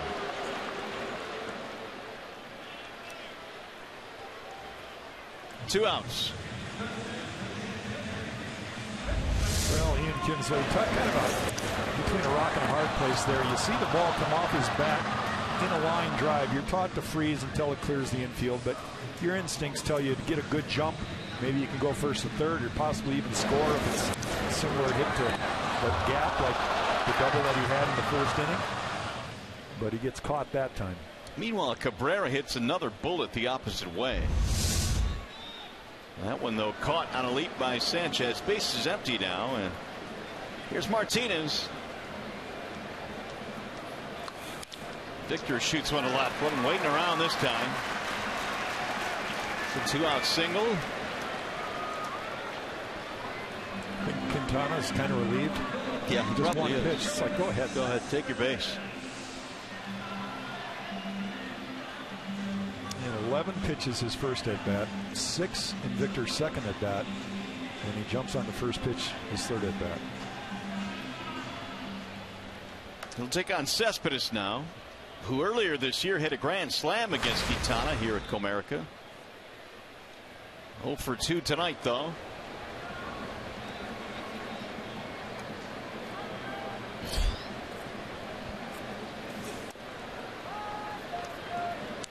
One ball, no strikes on Cespedes.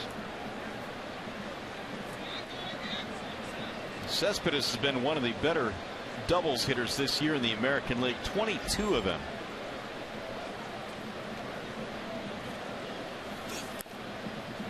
Two and 0.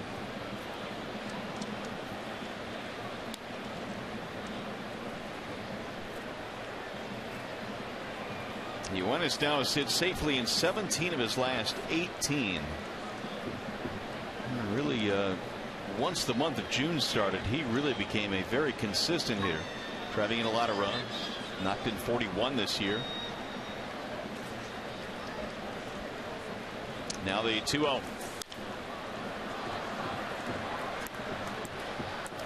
You talk about a guy that loves to extend his hands. It's Yoenis Cespedes. He never gets cheated at the plate. He's going to take a full hack every swing.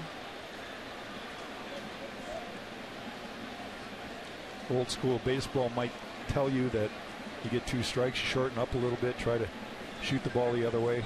Not the case with Yoenis. Here's the 2-1. Driven to center field. Eaton on the run for this one. He's not going to catch up with that one, up against the wall. Rounding third and coming home. Victor Martinez throw is high. The run scores, and the Tigers have the lead. 2 good things happened on that. First of all, you got to see some of the speed of Yoenis Cespedes.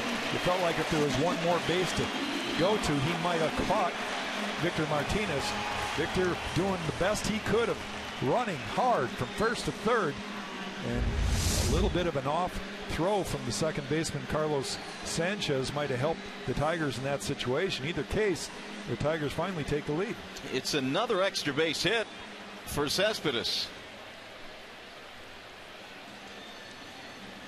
And Martinez, back to your point earlier this year, running a whole lot better. This is a good indication that he's feeling pretty good. Well, this is full speed for Victor right now. He knows that he's got to do his best to score. A little hitch there in the last couple steps, but pretty good running right there. I think he's running out of gas at the end. I can kind of understand that. Here's Kevin Rand right now. Make sure he's all right. Because there was a little hitch at the end there. And Victor right now just a huffing and a puffing. 42nd RBI of the year, second triple of the season for Cespedes. Tigers now have taken the lead 3-2, and here is JD Martinez. That is the 10th hit already for Detroit. Strike one.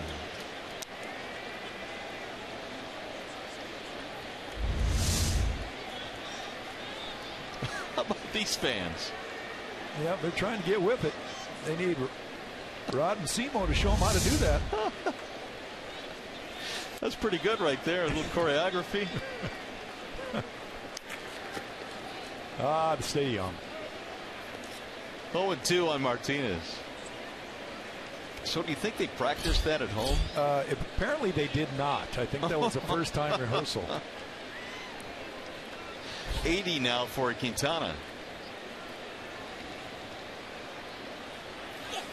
Swing and a miss. JD goes down, and that'll end the inning. But the Tigers get a 2-out run. Single by Victor. Triple by Yoenis Cespedes. Drives in his 42nd run of the season, and the Tigers have the lead.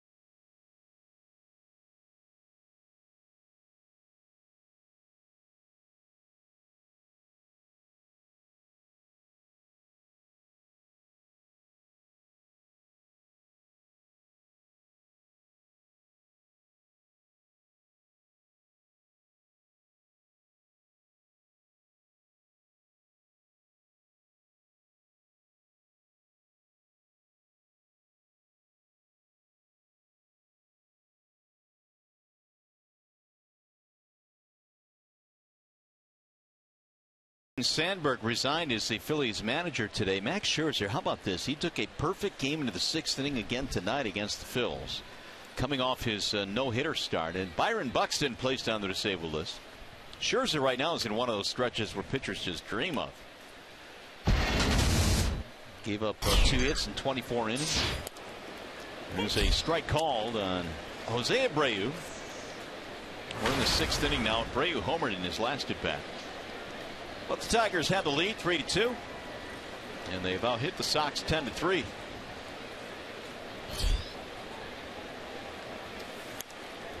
Checked it. 1 ball, 1 strike.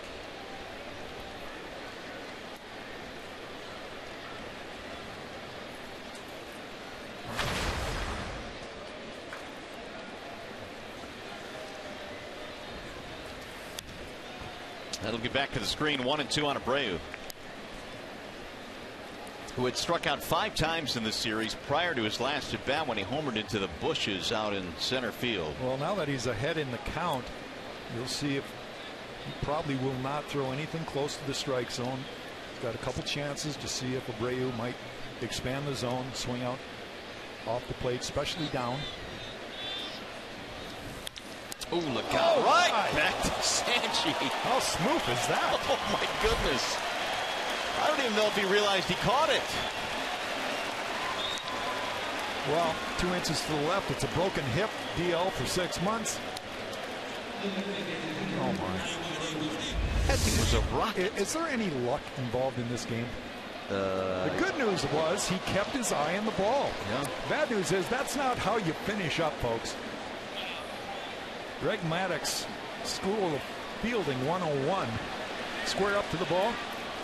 Not your backside, your front side. Just so we're clear. 1 out, hard hit ball, but nothing to show for it.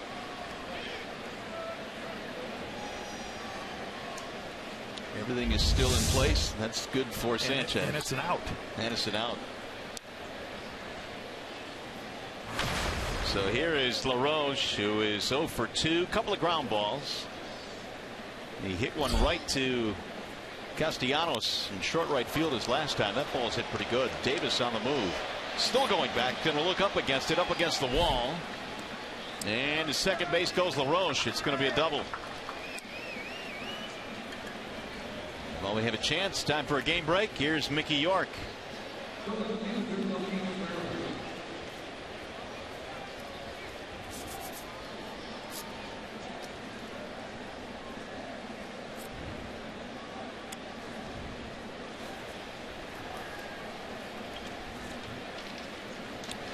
All right, Mick, thanks. Here's what it looks like in the Central. 3.5 game lead for KC over the Twins. Tigers came in 6 back. And these White Sox 10.5 outs. Not many expected that for Robin Ventura's club this year. So the tying run now in scoring position with 1 out. Melky Cabrera 0 for 2 strikeout lineout. I believe there's still a lot of managers that think that if you can get to the All-Star break and still be within 10 games of the leader, you have a legitimate chance of catching them. You got to have some help from your own division.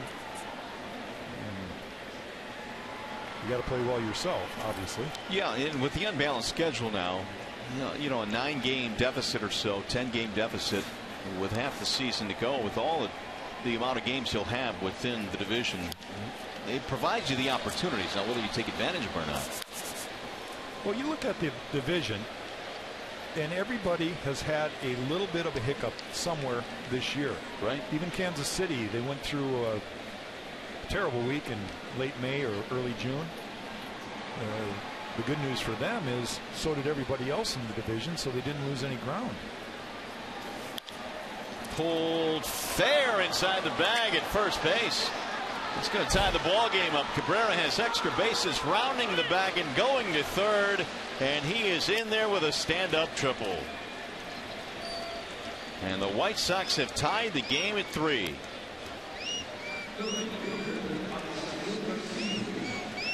They've had 2 homers and a triple tonight. I want to go back to this last pitch. He tried to run a fastball in. It got the corner. He struck out Melky his last at bat on a slider that was able to break underneath his hands down and in. But this one, being straight, did not break at all. Melky was able to get that head of the bat to the ball. And we're all tied up.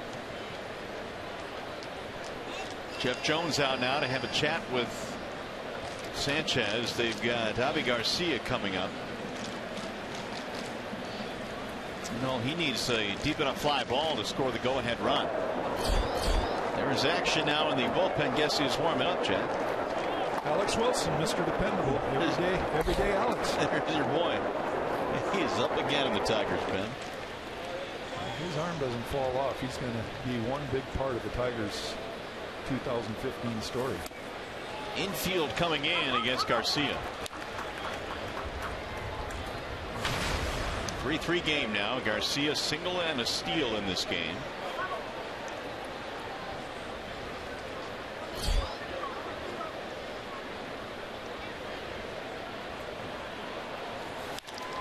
Pulled foul and right by Alan Porter. Allen had to show his hops there.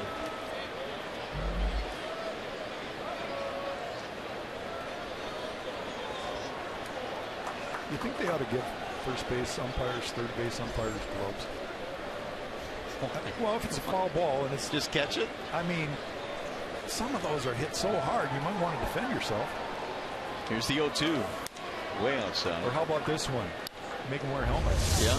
Because they make the third base coach and the first base coach wear helmets. That's how close that was. Porter had to leap out of the way. I think you got it right.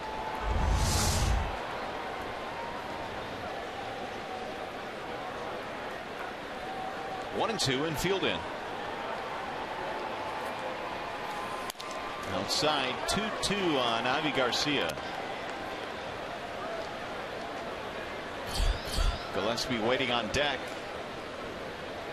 A one-out double by LaRoche to the wall, and then Cabrera triples inside the bag at first.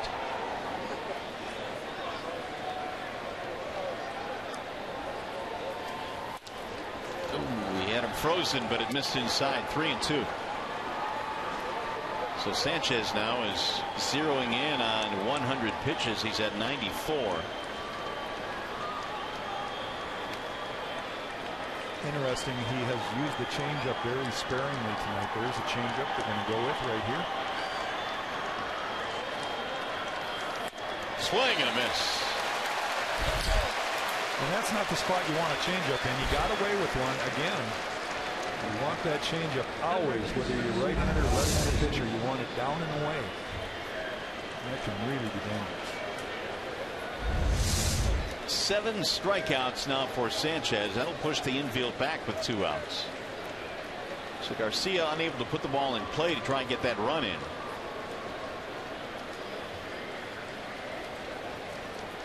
Here's Connor Gillespie.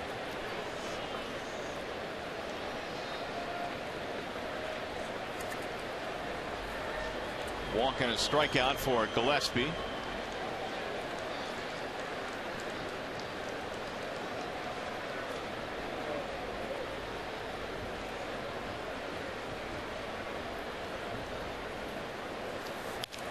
Little chopper back to the mound. This will end the inning. And the White Sox will have to settle for one as they strand a man at third. 1 run on 2 hits. We're all tied again.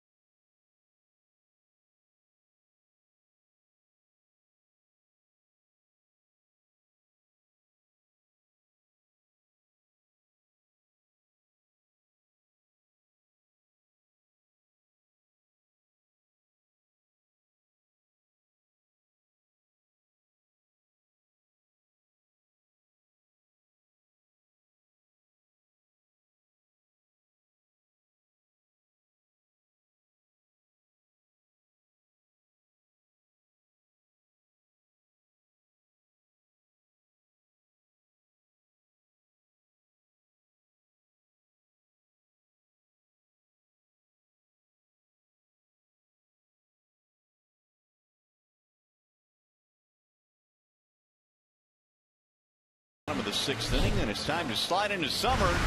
You can get mezzanine tickets for just $17. Or lower baseline box tickets for just $28 to see the Tigers play the Pirates June 30th through July the 2nd. Offer available exclusively at tigers.com/tickets. Enter the coupon code FSDetroit. So we'll see if the Tigers now can regain the lead. Back and forth we go as Nick Castellanos leads it off. Brian Holiday, then Jose Iglesias. 7, 8, 9 in the lineup of Brad Ausmus today.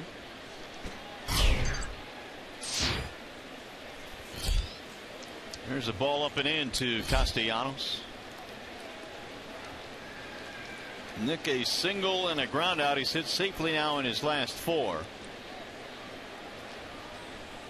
Somewhat similar to last night's game, kind of a back and forth battle. And really, it's kind of a microcosm of this entire season series. These two teams have played 10 games, each have won 5. Not any great pitching from either side so far. They've been serviceable. Fouled away, 2-1 on Castellanos. Tigers on this homestand have 2 more against these White Sox. This is a 4-game weekend series. Pittsburgh comes in on Tuesday. They'll be here for 3, then Toronto for 3. So a lot of baseball here as summer kicks into gear.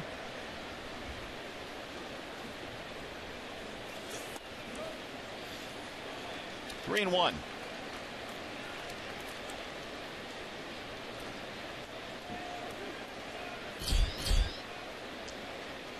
There's Holiday waiting on deck.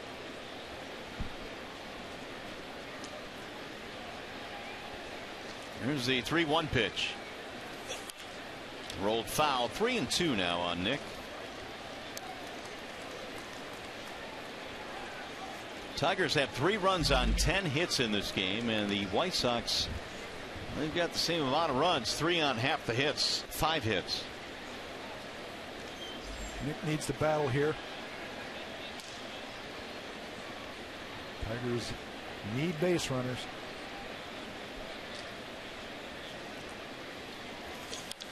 And he pulls one to the left, a base hit. That's another hit for Castellanos.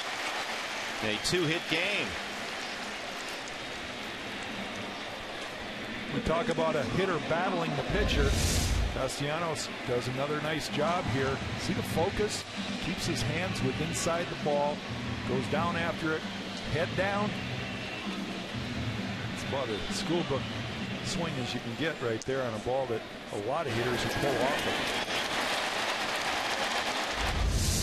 So that'll bring up Holiday, who has a single and a strikeout, and pretty good ability to drop down a bunt, although Gillespie is in a couple of steps to third.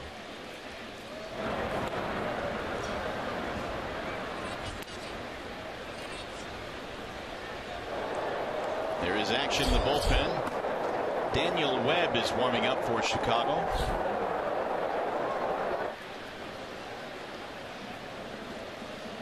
Both starters getting in that threshold of end of day syndrome. That's lifted in the air to right field, and Garcia makes the play. Holiday out number 1. Well, what's going on here tomorrow? Here are the upcoming pitching matchups presented by Gordon Chevrolet. Tomorrow it's going to be John Danks and Kyle Ryan. Veteran John Danks in the rotation mainly because of the big contract. I believe he's had a tough go this year. High ERA, throws a lot of fastballs up in the zone. And Kyle Ryan, who's looking to stay in the rotation for the Tigers. Again, it's a 4 o'clock game tomorrow. Our coverage begins at 3 with Tigers Live. We'll get you ready for baseball tomorrow.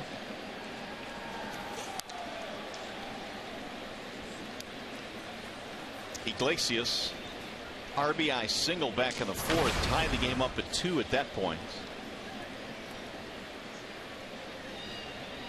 His average now at .332.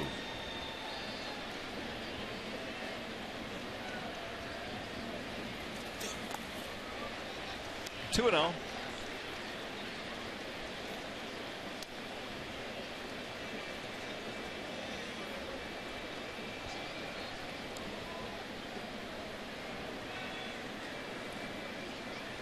think Iglesias kind of getting lost in the shuffle because of where he's hitting in the batting order here? I do. Tigers. Yep, I absolutely do. I mean, you're talking about a guy batting ninth, hitting .332.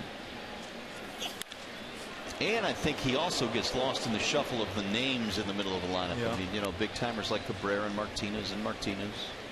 I really think that I see him as a guy that potentially could be a number 2 hitter. You know, he's got decent speed. He's not a base burner, but he makes contact. He's got a great batting average.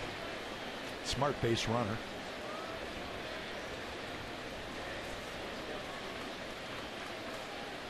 Here's the 2-1 instead. Throw back to first. So Quintana with 91 in the pitch count area. Sanchez was at 96.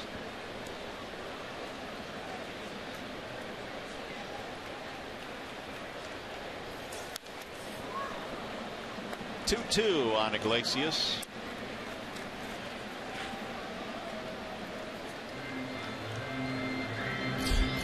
Back and forth we go. Each team got a run in the first. White Sox went ahead 2-1. Tigers tied it up. Then they went ahead 3-2. And the Sox get a couple of extra base hits in the top of the 6th inning. Double by LaRoche, triple by Cabrera to tie it.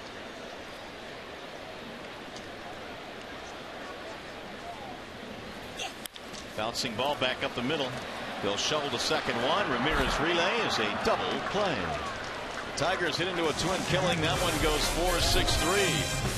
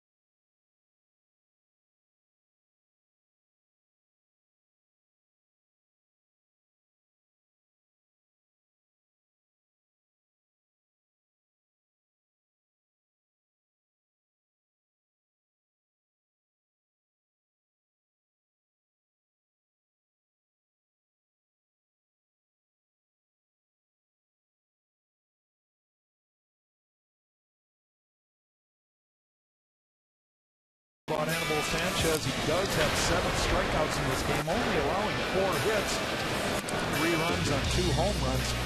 And Anibal has thrown about 50% fastballs versus about 50% off-speed pitches. Hasn't thrown a lot of direct changeups. He's taken a little off his breaking ball. And he's gone 6 so far with 7 strikeouts, a couple of walks. Allowing the 3 runs, Sanchez goes back to work. As we head to the 7th inning, it is Tyler Flowers leading it off for the White Sox, and a strike is called. See, that last pitch is a curveball, technically, but he threw it with change-up speed, so it's kind of a combination pitch. He'll bend in another one, and the count is 0-2. That's a pitch, in my opinion, that Anibal was able to get over whenever he needed to last year. And he hasn't had such good luck with it this year. High fly ball, deep right field, to the corner it goes. Martinez running back there, and that ball is going to go. It's a home run just inside the foul pole and right. On an 0-2 pitch, the White Sox have taken the lead. And Tyler Flowers, the number 8 hitter, hits his 5th of the year.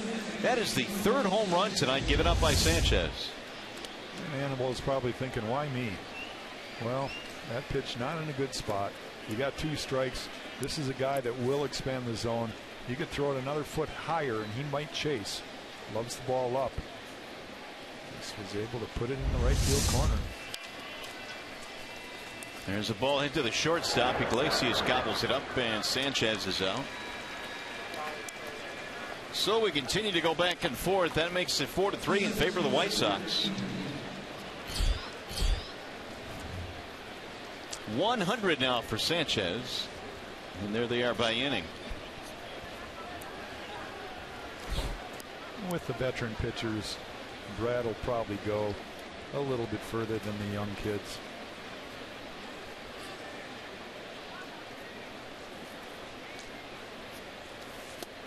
Eaton looks at ball 1.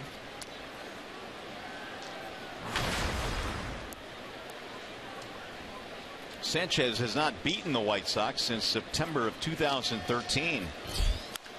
Little chopper back to the mound. Anibal handles this one and Eaton is out.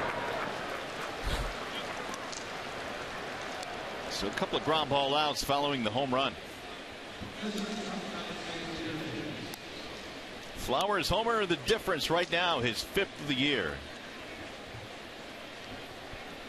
The one thing about the 3 homers allowed by Sanchez, at least they have all been solo shots. Here is Alexei Ramirez. Walk and a couple of ground outs for Ramirez.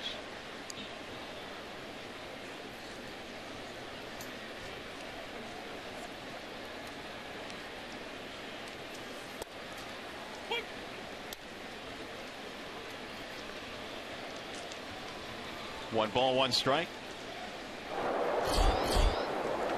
Hardy has joined Wilson in the bullpen.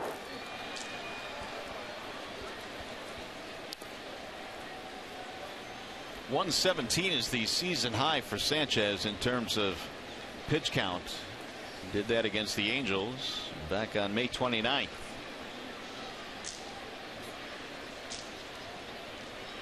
Here's the 2-1. Chopper to third. It's a fair ball. Castellanos, nice play. Throws him out.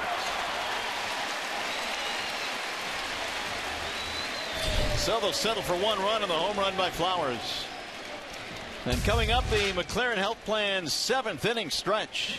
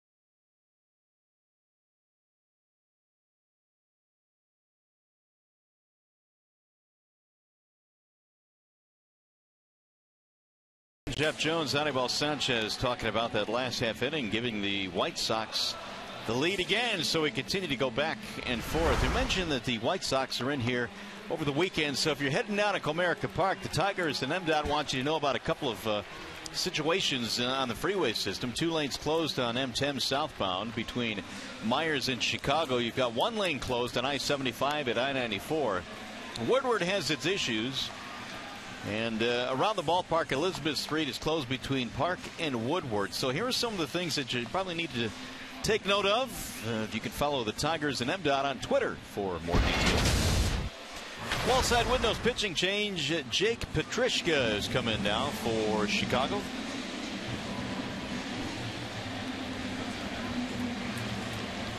This will be his 30th appearance of the year. Petrishka, pretty much a sinker cutter kind of pitcher. Throws about 17% changeups versus 64% sinkers. And so Petrishka will face the top of the lineup. He's got Rajai Davis starting it off. And he pounds that one down the right field line, foul. I think it's fair to say that Jake Petrishka is kind of the Tigers version of Alex Wilson. He pitches a lot for his manager. Usually he's not extended more than 2 innings, but he's in a lot of ball games. Pitched in the ball game yesterday. So did Zach Duke, Putnam, Robertson.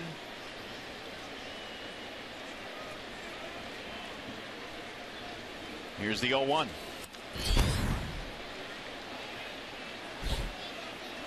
No balls, 2 strikes.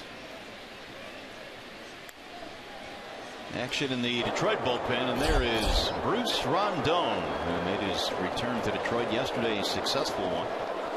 A couple of strikeouts.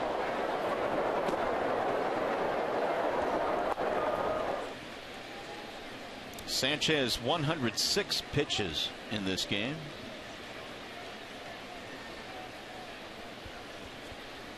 The 0-2. Driven deep in the air to left field. Are we tied again? Yes. Yes, sir. Way back into the seats. Davis goes deep.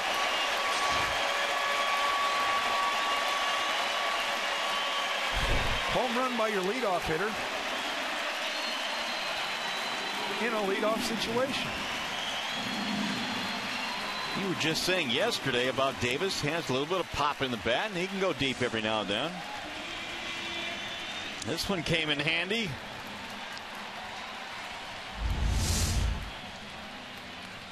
The old circle changeup. See the ball sink, but not tremendous amount. And Rajai just greeted that ball where you're supposed to, right out in front of the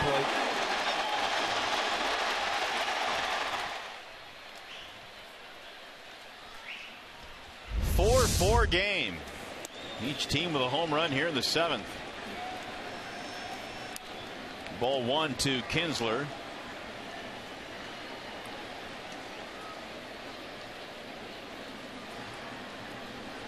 Rajai flashing that big smile. He is 1 for 4 tonight, his 2nd home run of the year. The shortstop, Ramirez. 1 gone.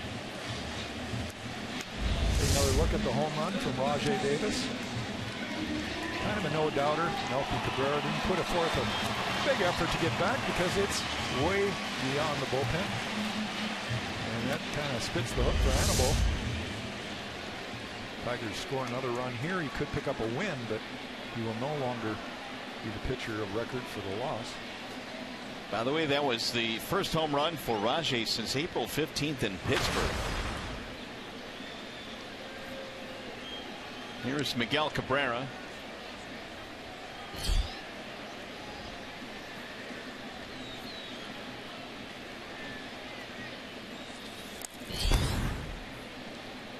So the Tigers in this game have scored runs on a single, a double, a triple, and a homer.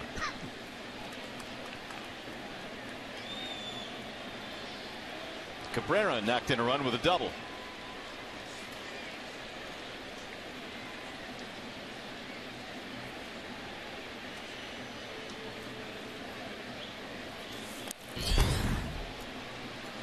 Two and 0 on Miggy.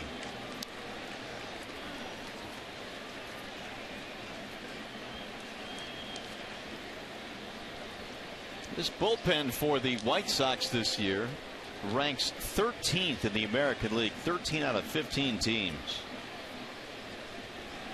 ERA near 4.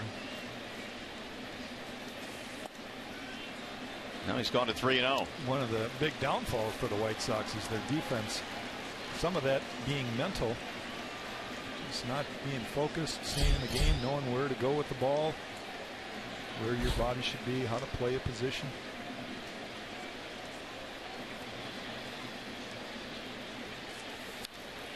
Well, Petrichka doesn't give up too many home runs. In fact, coming into this appearance, he allowed just 4 homers since 2013.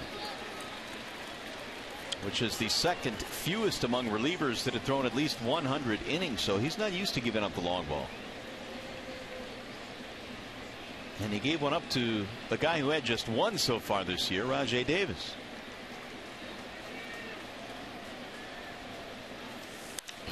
Again, drilled the other way. That's going to get down and go to the wall. Garcia digs it up. Cabrera's on his way to second, is in with a double. Third double of the game for Miggy. Well, it seems like everything these days is hit to right field for Cabrera. Miguel's willing to do whatever the pitch dictates. If the ball's away and up, he will go that way with it. If the ball's in, he's able to pull those hands in quickly and go to left field with it. He's a special guy.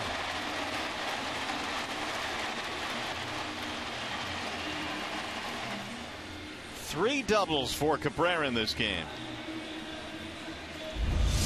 Oh, we talked about it earlier that he has yet to double twice in a game, and now he erased that by 1 already. It's his 3rd career game with 3 or more doubles. Hadn't done it since 2012. So now Martinez will try and drive him in. Victor is 1 for 3, and he shoots one back to the screen, 0-1.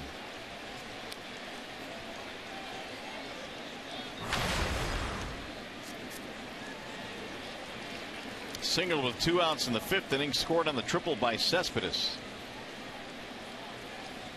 Well, that's a great view from behind the ballpark. Ideal baseball weather. Not too hot, not too cold, not very windy. Full house Friday night. The Motor City.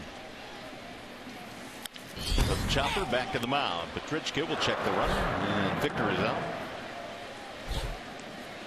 2 gone. Hey, tomorrow Baseball Night in America returns as the Cubs renew their rivalry with the Cardinals. Coverage begins at 7 p.m. Eastern on Fox and also streaming live on Fox Sports Go. Cubs an exciting team to watch these days. A lot of good young players on the Cubs team. Of course, they brought over John Lester. Got some good pitching. Here is Yoenis Cespedes. Well, does Yoenis have another 2-out RBI hit in him? We'll see. Tripled back in the 5th to knock in a run with 2 outs.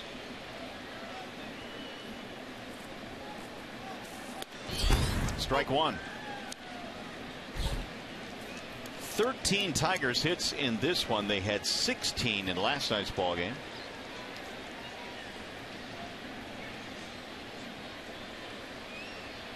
But Rajai Davis right now the star. He has tied it up with a home run.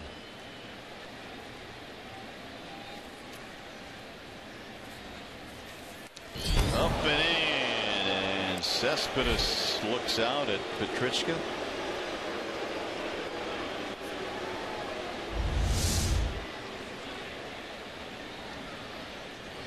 Right at the chin.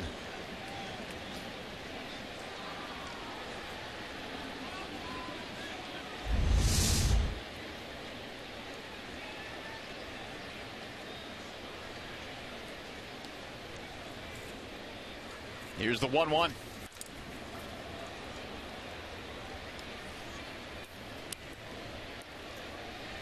Cespedes, in the absence of Victor Martinez, had to move into that cleanup spot, and for the most part did really good work. He hit over 300 cleanup. But now that Victor is back, all of a sudden you got Cespedes 5th, you got JD 6th, and that lineup now is Pretty tough to get through, pretty tough to navigate through for opposing pitchers. Cabrera, the go-ahead run at second base with 2 outs, a run in.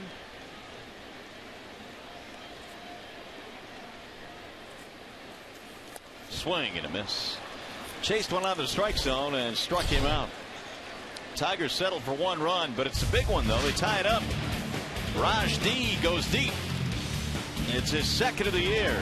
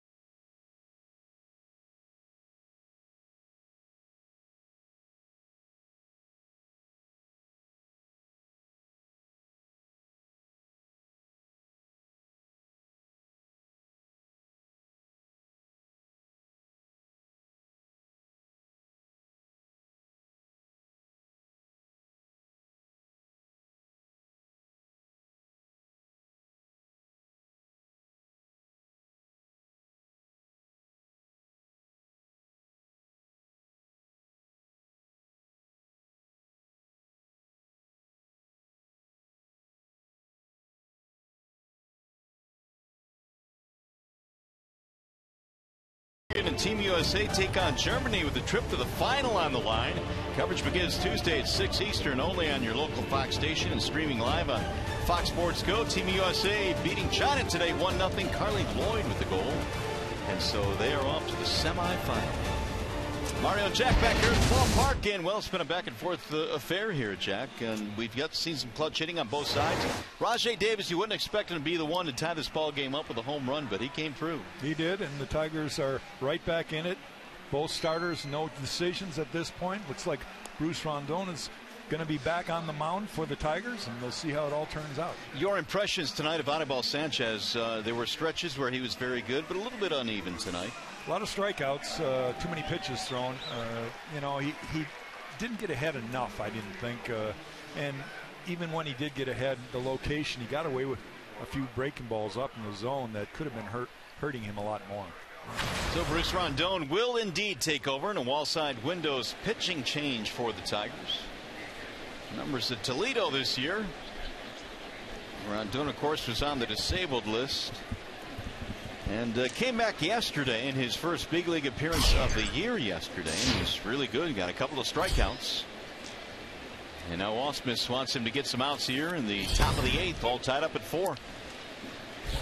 He's going to have to go through the middle of the lineup. Abreu, LaRoche, and Cabrera, 3, 4, 5.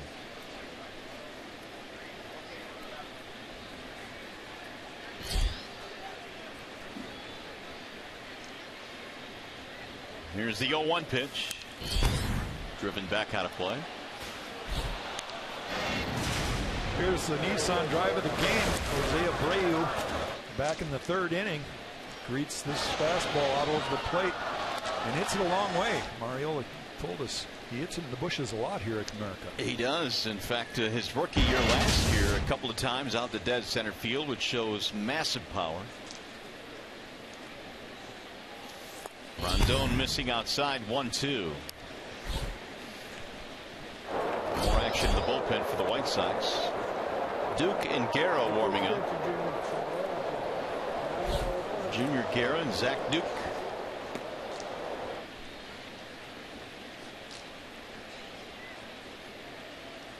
For 1-2. Off the end of the bat. And Cabrera runs it down in foul territory. 1 out. One dangerous hitter retired. Well, the Tigers face these White Sox again this Sunday at 108. It's Sunday Kids Day. All kids 14 and under receive a free ice cream bowl. For tickets, call 866-66-TIGER or visit tigers.com. All right, I ask Rod this all the time. What is your favorite ice cream flavor? Peppermint. Really? Yeah, you can barely find it anymore. No, you can't. That one's going off the board a little bit. Here's LaRoche. Ball one to LaRoche. But a couple years ago, we invested in the old homemade ice cream maker, and my son makes sure on those special occasions for Dad, peppermint, that he gets his peppermint. Nice. Yeah. Here's the 1-0. 1 ball, 1 strike. LaRoche had a double to get things started back in the 6th, and then scored on a triple by Cabrera, the very next hitter. They've got the shift on for him here.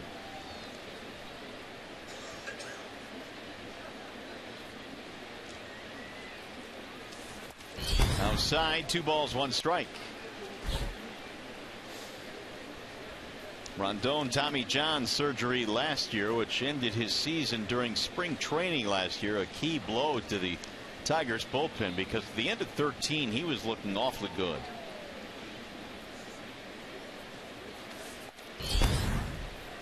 And he's gone 3-1 now on LaRoche. Brad Ausmus kind of cautious, optimistic of course, but cautious to talk about Rondon right now. Came in and retired both hitters he faced in yesterday's game with strikeouts.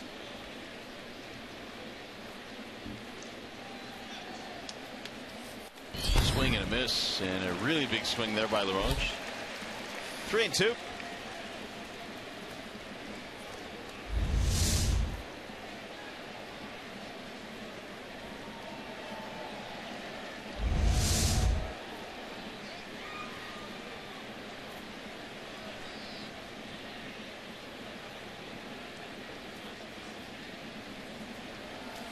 Swing and a miss. LaRoche is out of there, and there are 2 gone. Very crisp breaking ball right there. After throwing a 95-mile-an-hour fastball, he comes back with the hook, and he locates it great. We'll bring up Melky Cabrera. Tripled in a run in the 6th.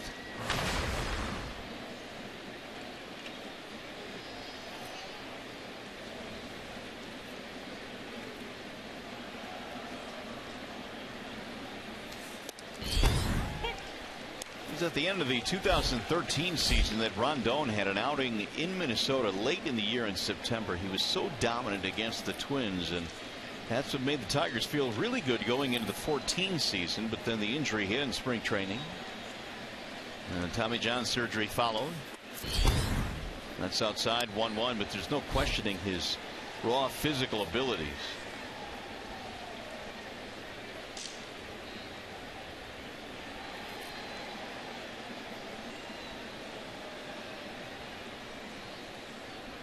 Here's the 1-1 coming home. That's in the air to center field. It has Rajay on the run. Still going back. He'll track it down. 1, 2, 3, 8th inning for Bruce Rondon. Here come the Tigers to the bottom of the 8th.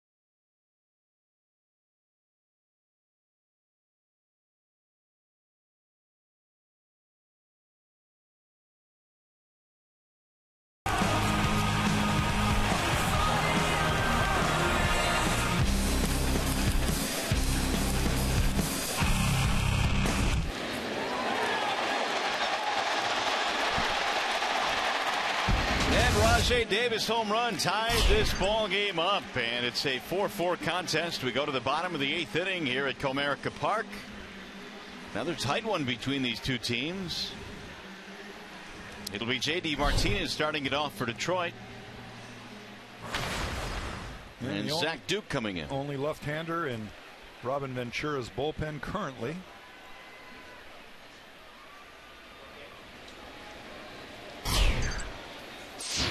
He slings one home inside. 1 ball, no strikes on J.D.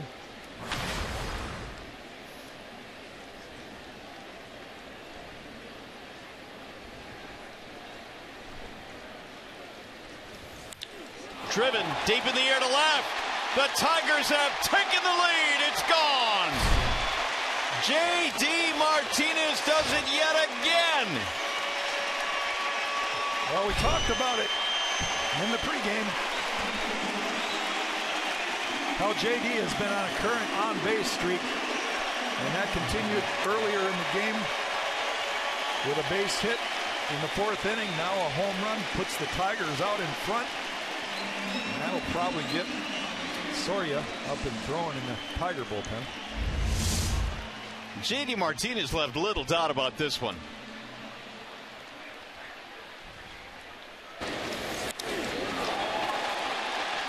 He is in some kind of zone right now. It's 5-4 Tigers on the 19th home run of the season for J.D. Martinez. 10, get this, 10 in his last 16 games. What a run indeed for J.D. 5-4, Tigers have the lead. And that's roped foul to third base.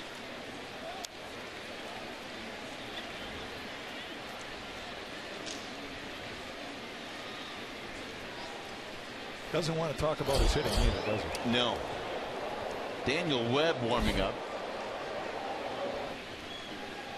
Man, oh man.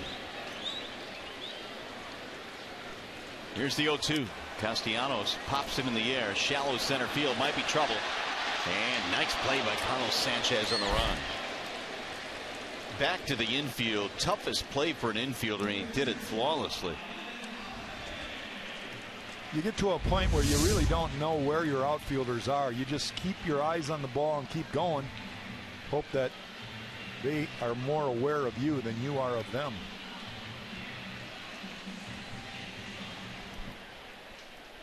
J.D. now with 23 RBIs in his last 16 games. Here's Holiday.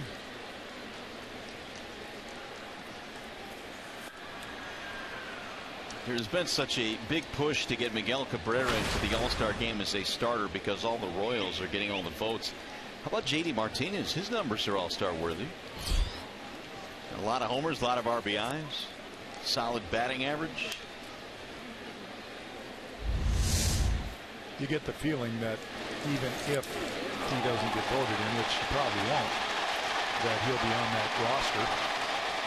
Well, he was 9th on the voting, so yeah, you're right. It's going to be a long shot for him to get voted in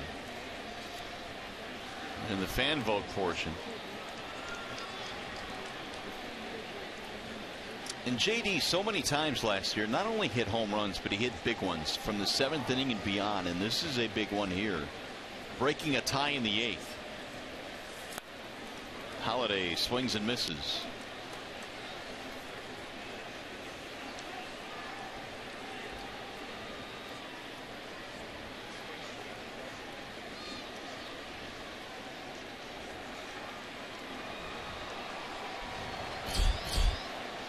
Rajai Davis in the 7th, J.D. Martinez in the 8th.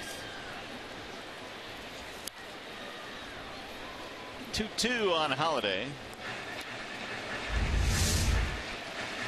Ball leaves the bat of J.D. 108. He just pushed 4 more past Miggy's double back in the 1st inning.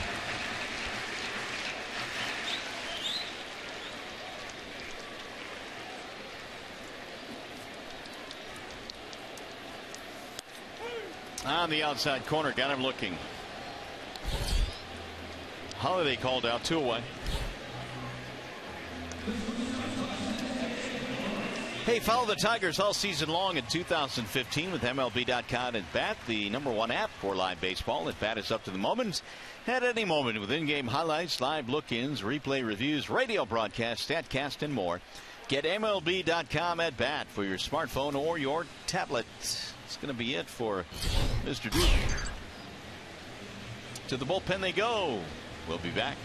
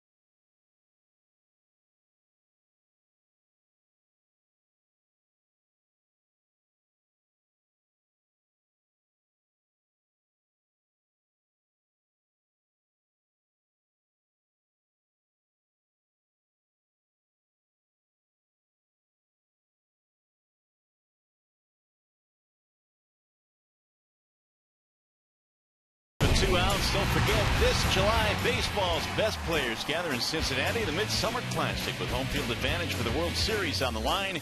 Coverage of the 2015 Major League Baseball All-Star Game begins July 14th, 7 p.m. Eastern on Fox, and streaming live on Fox Sports Go. New pitcher for the White Stockings. It'll be Daniel Webb, the right-hander.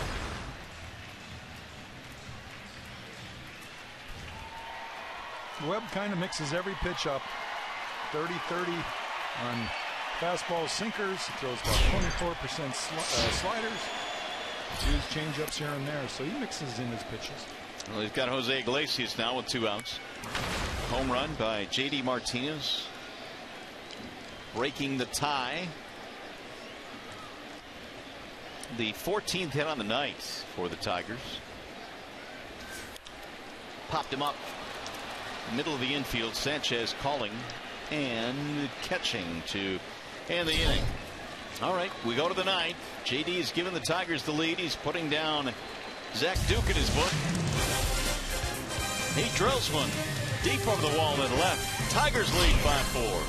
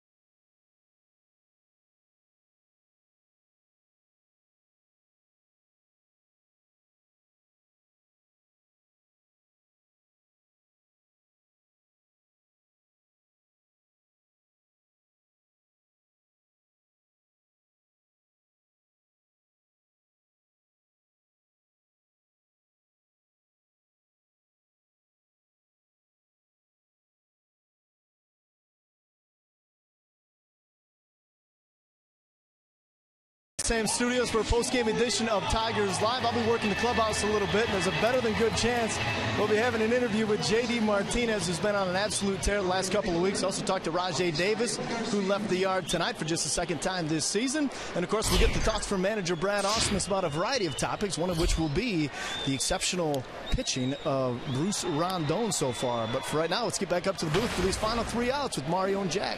All right, Johnny, thanks. Joakim Soria has taken over now for the Tigers, trying to shut this one down. A 1-run lead. Appearance number 30 for Mr. Soria. Javi Garcia leads it off. And he looks at the ball down low, and the count goes to 2-0 on Garcia. A couple of other defensive changes. The Tigers now have Romine at third. They have Ghosts in center field, along with Soria. Garcia in this game 1 for 3. 2 balls, 1 strike.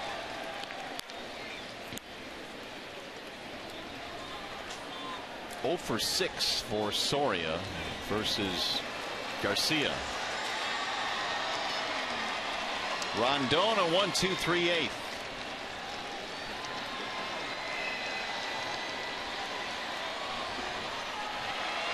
Here's the 2-1. 2-2 on Avisail Garcia. Gillespie and Flowers due up, but it looks like Gordon Beckham has picked up a bat. We talked earlier about the importance for Anibal Sanchez to get ahead in counts. I think the most important guy in all of the game is the closer to work ahead in the count. Drill to left field. That's going to get down and go to the wall. Cespedes will dig it up. Garcia's on his way to second. All of a sudden, the tying run is in scoring position with nobody out. A double for Garcia. Fastball, it's just left right over the heart of the plate. You can't throw him there and expect good results. So Beckham now is going to pinch hit. And we'll see if he's up there to bunt.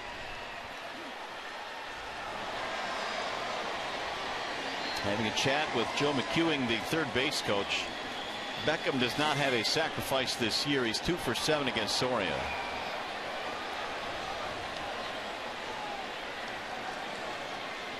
Tigers pinching at the corners just in case Beckham is thinking of laying one down.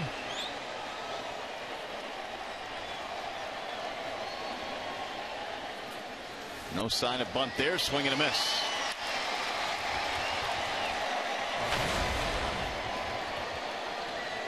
Joakim Soria's pitch selection is pretty much all fastballs, 78% fastballs, and he does top out the radar gun at 92. Most of those are 90 and below. Here's the 0-1 with a pop-up foul down the right field line.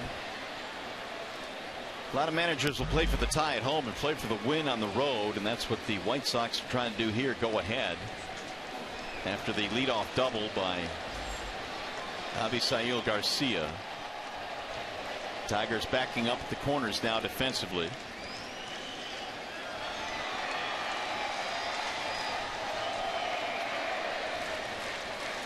Gordon Beckham, the batter, pinch hitting for Connor Gillespie.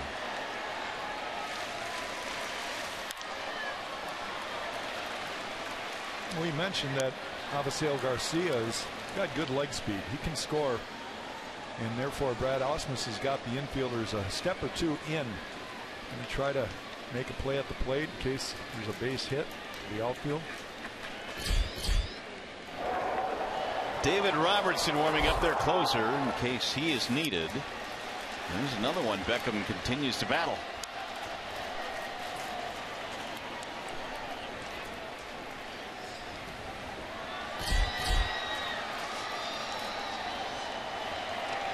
So 0-2. Soria pitched 1 inning in yesterday's game, allowing just 1 hit, 1 strikeout. J.B. Shuck, left-handed batting pinch hitter on deck as well. Swing and a miss, struck him out. Beckham is out of there, 1 gone. You know, big out right there, and he just threw the old Peepus real slow curveball. see how far out in front Beckham was on that pitch. 71 miles an hour. Gas. Whatever works. Here's J.B. Shuck. He will pinch hit for Flowers.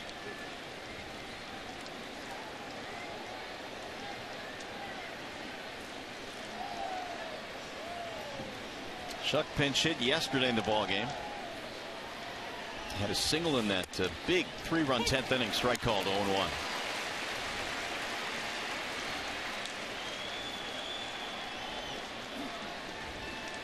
Infield pretty much straight. Bromine is step in at third. The outfield a little bit toward left on Shuck. Room in the right center field gap, and he shoots one foul. Now he's down 0-2.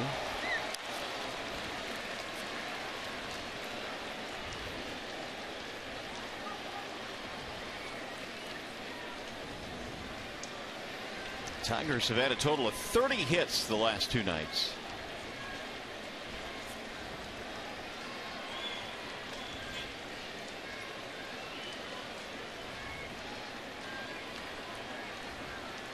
The 0-2. Bouncing ball left side and through. A base hit. Garcia had to wait to get it through, and he will stop at third. So Shuck has another pinch hit single. Now the tying runs at third. Garcia doing the only thing he can do. He's got to freeze until that ball gets through, and Joe McEwen's going to hold him up. What seems like trouble is just a ground ball away from inducing a double play. Carlos Sanchez does run fairly well. Brad Ausmus out to the mound and discuss this, but they want a ground ball right here.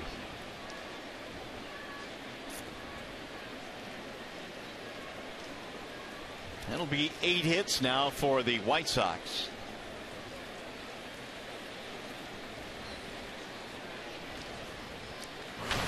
So here is Sanchez, who had the game-winning hit yesterday, the 3-run triple in the 10th inning, although the White Sox had to hold on for dear life, as a matter of fact, in the bottom of the 10th. Leadoff double by Garcia. He's at third, and Shuck is at first.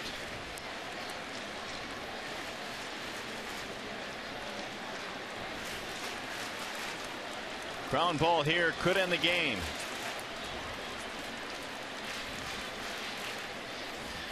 Swing and a miss. 0-1 on Sanchez.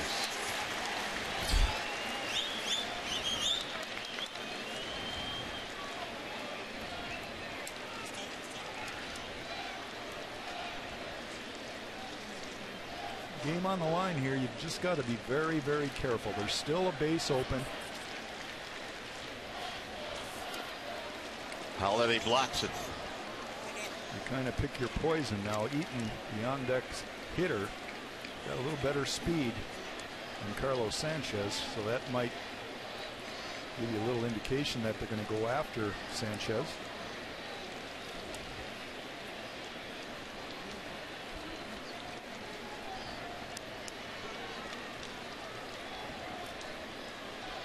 Straight up against Sanchez on the infield. And he pops up a bunt right to Miggy. 2 gone. Thank you very much. Catch a break right there.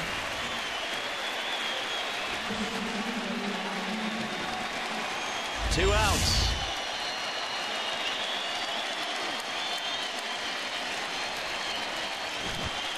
Mario, why do big league hitters have such a hard time getting down a bunt? I don't know. The crowd wants an out.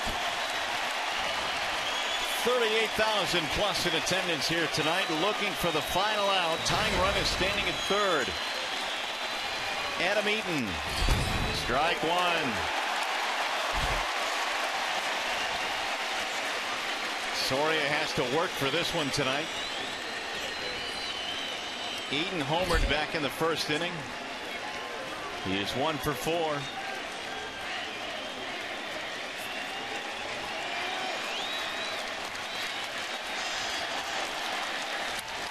Bouncing ball back up the middle. Iglesias hits the bag for the out, and the Tigers hold on to win.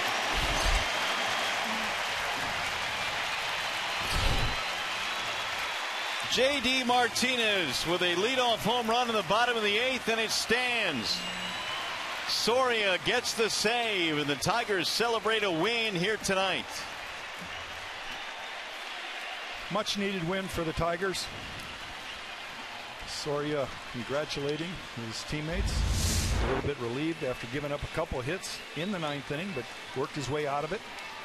He pitched around a leadoff double. Just like we promised early in the game, it's Miller time, brought to you by Miller Lite. J.D. Martinez, the big hit of the game. Tigers bottom half of the 8th inning. J.D. does it again. Just on some kind of tear right now. And another no-doubter for J.D. helping his team put another victory on the board. 19th of the year for Martinez. It turns out to be the game winner, and the Tigers hold on to beat the White Sox 5-4. Back to Comerica in a moment.